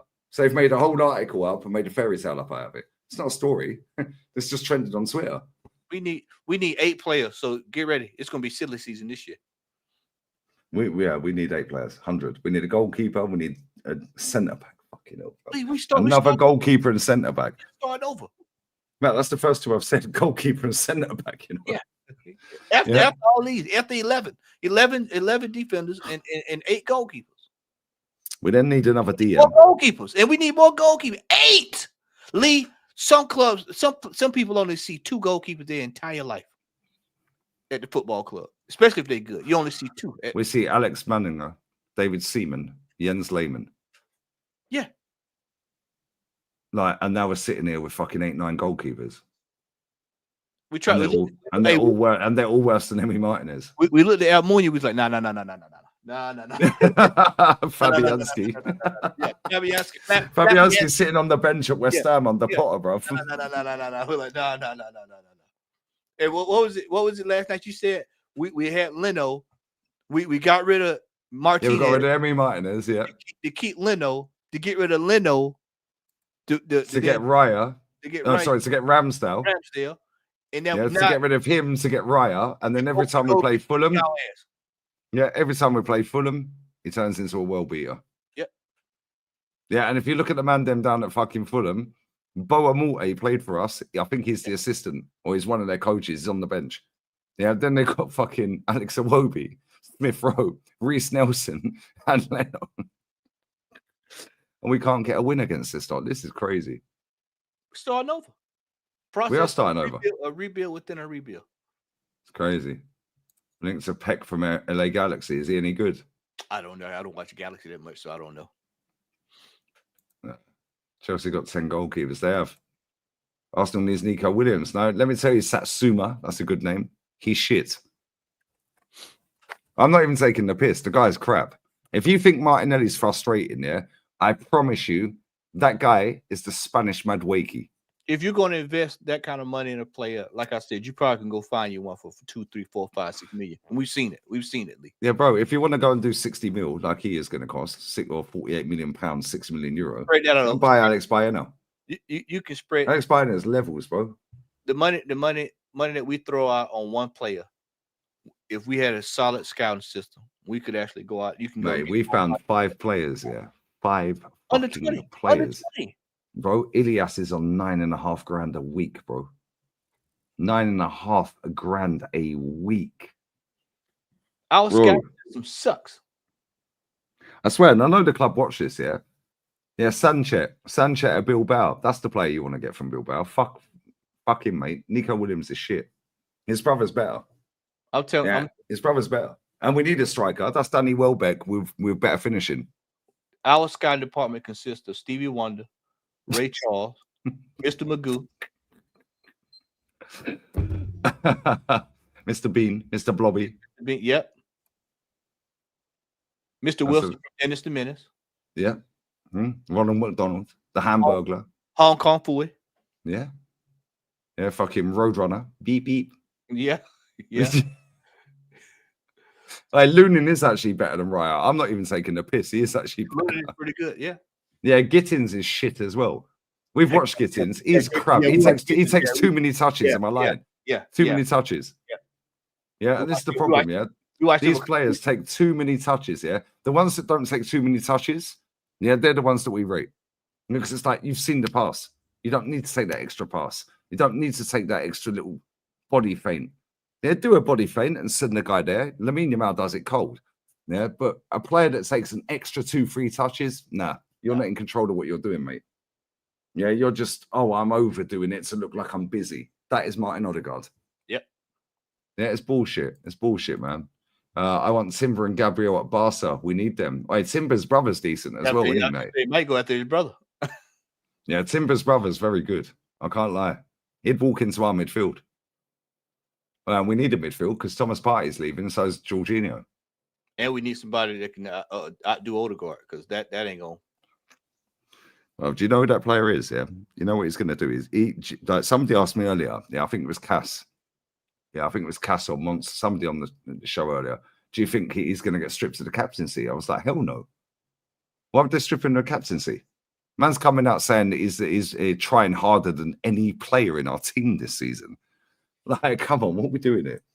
Yeah, he ain't getting stripped of the captaincy, but we need to bin him, bro. He's crap. Yeah, and the best thing that has happened. Well, I say it's the best thing. It's not, because obviously Saka's got injured. We don't wish injury on him, yeah? The best thing that has happened is that he ain't got Saka to fucking stat pad off of. So now he has to be the man. When he was out injured, Saka was still the man. Saka was still getting goals. He was still creating. He was doing all the heavy lifting, man. Saka was doing all the heavy lifting. And the reason Arteta loves him, yeah, the reason he loves him, yeah, before I get to Chike's comment, the reason, Ryan, yeah, that he loves him is because he's a good little boy.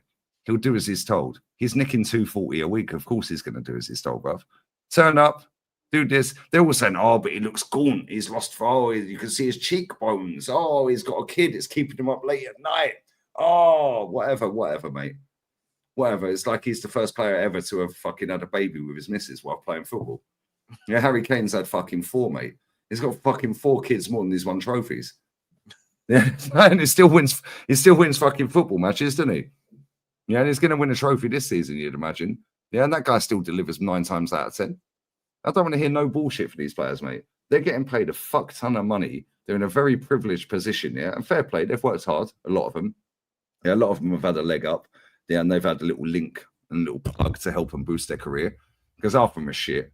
Yeah, but Odegaard's not shit. He's just not that great. Yeah. He's a decent player. But I don't want decent, mate. I want the best. Yeah, and he ain't the best we can get in that position. Yeah, bro, I swear, Ethan's better than him. Ethan's better than him, bro. Look at the touch. How many times do we sit on the shows, bro? And I go, fucking see that touch from Ethan. When does Odegaard do that? And I go, you see that touch from Odegaard? How many times do we watch that? We watch players and we just go, when does Odegaard do that? When does Odegaard do that? When does Odegaard? When does Odegaard do that? Odegaard wouldn't make that pass. He wouldn't make that pass.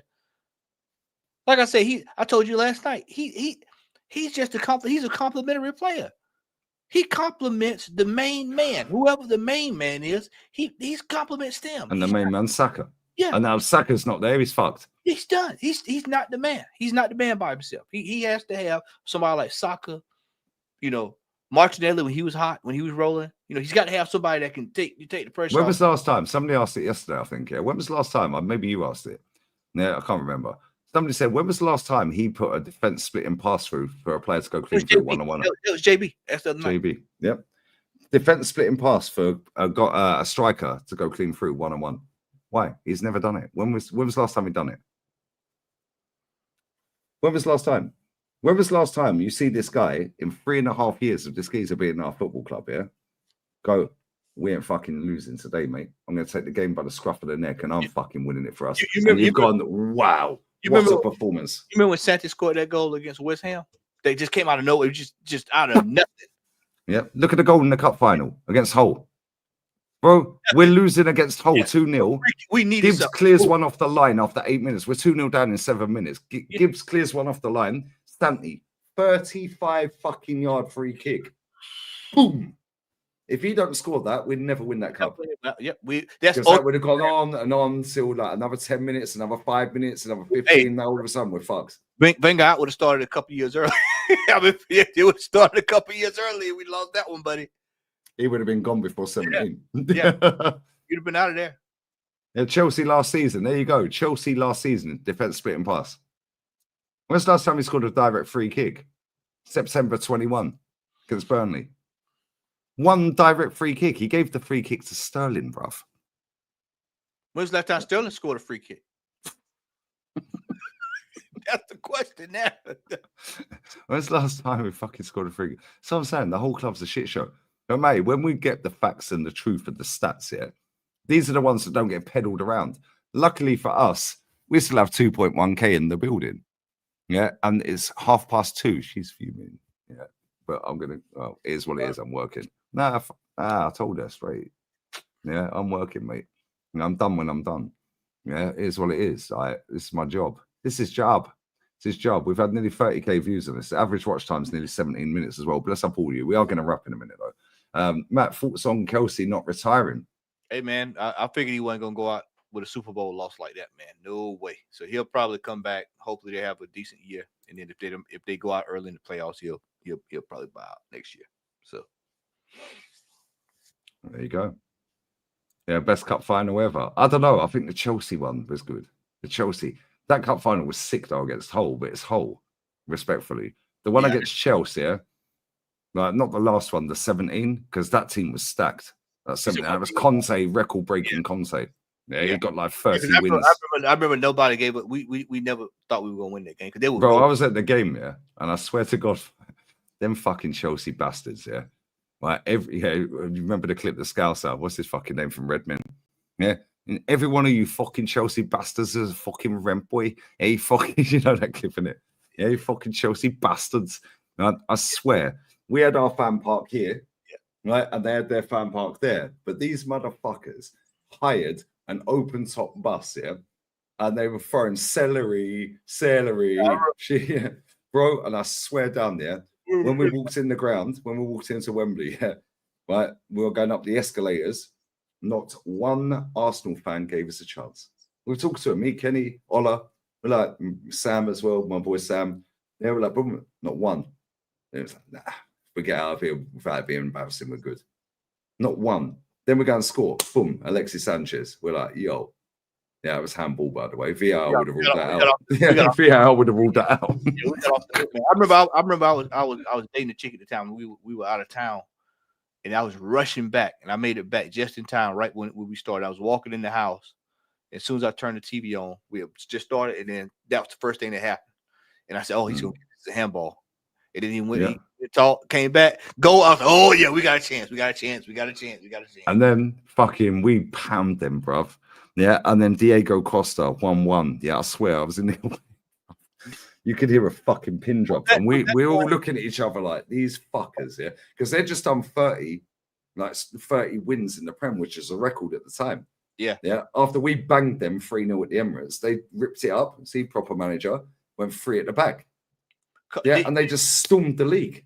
That damn Diego Costa, man, bro, that motherfucker, and then straight from fucking kickoff, pretty much, yeah. Olivier Giroud straight to Ramsey. Yeah. Bro, I swear. Do you know what's mad, Jim? Olivier Giroud set up the goal, yeah, and the whole City final as well. He set up the winner in that. The back heel. Yeah. He set up, yeah. And guess who had a hand in that goal? The back heel before Giroud. Who passed it to Giroud? Was it Santi? Sonogo. So no, yo, Sunogo, that's fucking right. Yaya Sanogo, you know. Yeah, man. Yaya Sanogo you know has what, done Lee? more for this club Yeah. than fucking Martin Odegaard. Lee, I forgot he was in the team because when he came, I remember I was working that day, and I was in a. What had happened was I was working that day, and the game was on, and I was photographing a wedding, and I remember they're like, "You got When time the to dog, get your-" when the dog, mate. No, a wedding, And and a win. no, a wedding, and I remember when Sunogo came on, I said, "Man, what the fuck?" I was like, "What the fuck are we doing here, Sunogo?" Do you remember when he scored You 4 know in what? pre-season? Yeah, we were hyped up. Yeah, we were hyped Emirates Cup, and then he scored the hat-trick goal and tripped over. Do you remember? We were celebrating. Yeah, that means no goal. So no goal. So no goal. Yeah, he was a postman. He fucking hated football. Yeah. Yeah, bro, I swear down. Yeah, I don't know if he's still playing, but it's crazy. All right, bless up everyone locks in as well. We are going to wrap up though. Yeah, we shipped him off to Ajax. I think we shipped him to Ajax. So either he left here. He was at Is Ajax. he still playing football? Let's see He if was he at still Ajax plays. one time. See if he still plays. Yeah, is in the Chinese League One. Is he at what was it? What was the dude? What was the guy the Russian? Is he over there with the Russian? Oh shit! Yeah, bro, that's great. Yeah, that's crazy. What was that guy's fucking name that we looked at yesterday? What is it? What was it? What was that fucker's name, bro? Oh, you know he's only 32. That dude's name. I'll tell you. Hold on, I'm gonna look it up. This guy plays for. I don't even know how to pronounce this. It begins with a Q and it's QI.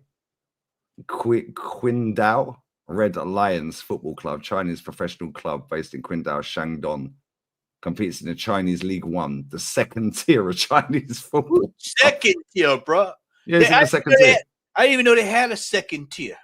Bro, I didn't even know that he played for Crystal Palace from Arsenal on loan. Yo, he went to Ajax, yeah, on loan. Yeah. Then he went to Ajax second team. They loaned, bro.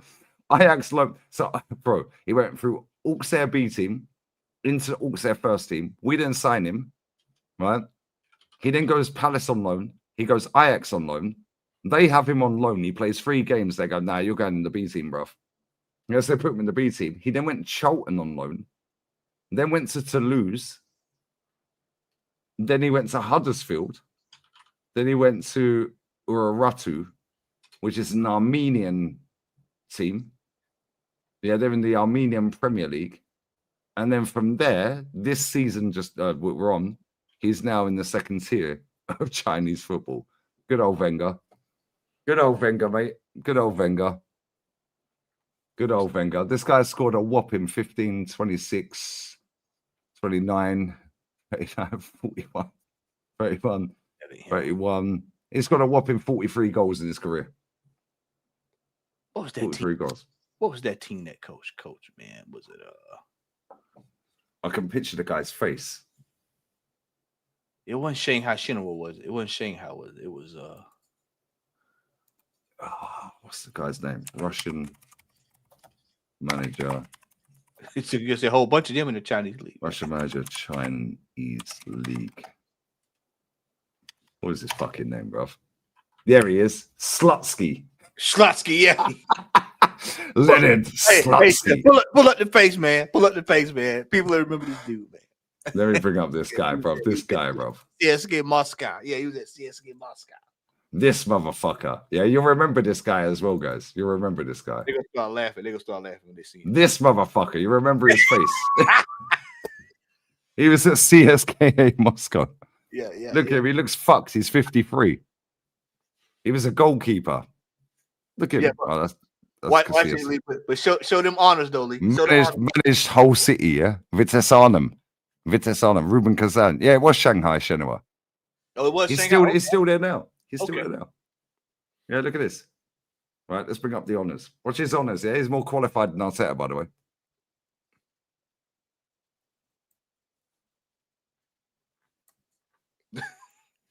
Look at this. More qualified than Arteta. What phase is he in? Hey, Lee, now to mention it, he was over there when what was it, Angie, Makakala? They had Makakala, yeah. yeah, they had when they had all that money over there. Yeah, with a billionaire and that. Yeah. Russian Premier League back to back, yeah. But if you look here, yeah, my man actually did a fucking treble. Well, it's a Super Cup. Yeah, the Super Cup, yeah, because unless that's on professional, if it's on professional rules, then yeah, cool. If it's not, look, 3 Premier Leagues in Russia, Russian Cup twice, Russian Super Cup back to back, Chinese FA Cup, FA Super Cup back to back. More qualified than Super Duper Mig. Yeah, look at his win record. He'll end up at Everton. We'll end up at fucking West Ham or fucking Brighton or somewhere, bro. Yeah, or fucking Ipswich. And everyone will go, oh, look at him. He's took Ipswich all the way up to 4th. Yeah, like, real talk. Yeah, it's like, where'd they get him from? Yeah, and I remember this guy. I don't remember him at Hull City. I remember this guy, yeah, from CSK in Moscow. That's where I recognize him. I said this to you last night. I remember the guy's face from CSK in Moscow. It's like, you don't want to fuck with that guy, bro. Yeah, like, bro. Yeah, I think he was over there when I think Vanya Love was playing for him. That is the Russian fucking Dubois right there, bro. There's nothing going on inside. It's an empty vessel. I know some of my G's gonna remember. Didn't Vanya Love play for CSK Moscow? They had him. I think they had a couple of players over there at CSK Moscow back in the day, man. They had some good players. William played for them. They had a goalkeeper too that was pretty good. What's that? Didn't William play for them? William played for them, I think. What's the goalkeeper? Was it Akan? No, Akan. He played for. Dumbia played for them. Dumbia. Remember Dumbia? 99 pace or whatever on FIFA. Yeah, Dumbia was good.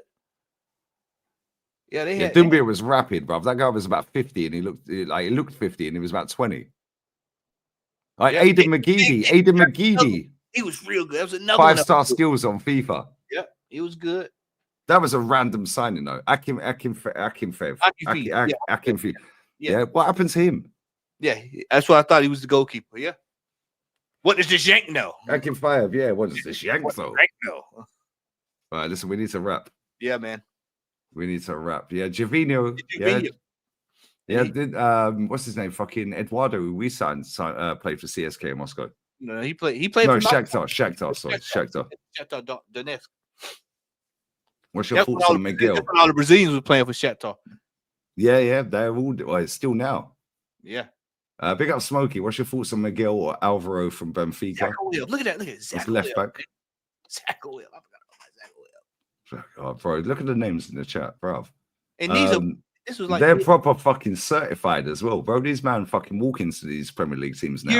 Look at it, Yuri Zirkov, bro. Last time you heard that name, Lee Zirkov. Golovin was there as well. Yeah, where's he now? Didn't he go to? He was in the French Monaco. Weren't he at Monaco? Because he was the next wonder kid, wasn't he? Who was that? Golovin. Yeah, he was. He was. I think he's at Monaco. Yeah, Monaco. Yeah, see Monaco. See, what does this fucking white boy know? He's still there. Yeah, bro. Look at the names. Ben we Arfa. watched him in the highlights, I believe, a week or so. Yeah, we've watched him. Yeah, we watched him. Yeah, for Monaco the other week, and I was like, "Yo, is that Golovin? Still there?" Denisov. Look at that. That's another name I heard in a long time. Denisov. 2018 World Cup hype. Facts. Big up Smokey. What's your thoughts on Miguel or Alvaro from Benfica? Alvaro Fernandez is a baller, bro. That left back is. We were talking about him the other night. He's a baller. Yeah, he is an absolute baller, bro. That Alvaro Fernandez was at Granada on loan from Man United, and for some reason they flogged him to Benfica, bro. Yeah, miles clear of any left back at Man United. Yeah, he's unreal. He's proper techie as well, and he can defend and he can cross the ball. Lee calling him Gibraltar guard ahead of the curve. Listen, I'm always ahead of the curve, bro. Yeah, but people don't want to do it until it's fashionable, innit? He was Gibraltar guard. Now he's the creative fart. He broke the Guinness World Record for fucking key passes against Gibraltar. He didn't register an assist or a goal. What's the key pass then? Anthony's pickup pro. Anthony's red card got rescinded as well. Yeah, he's on fire, bro. That was like Skelly. That was like a Skelly one. Like, it shouldn't have been a red. Yeah. It got rescinded, but it was right at the end of the game anyway. Anyway, listen, who's live that we like? 2,000 people still in the building. Make sure Matty is on 4K. Yeah, make sure Matty gets to 4K. Come on, guys. Yeah, come on. Bless up to everyone. All right, Flawless is live. Say less. He's playing FIFA. 5 wins to Elite Division. Yo. Man, like Flawless. Bless up Flawless Hey, always. He's playing pro clubs. When y'all go over, tell him you got 5 on it, man. No, justice for the egg. And put the egg emoji. Justice for the egg raid. Listen, we're nearly on 2,000 likes as well. This has been fire.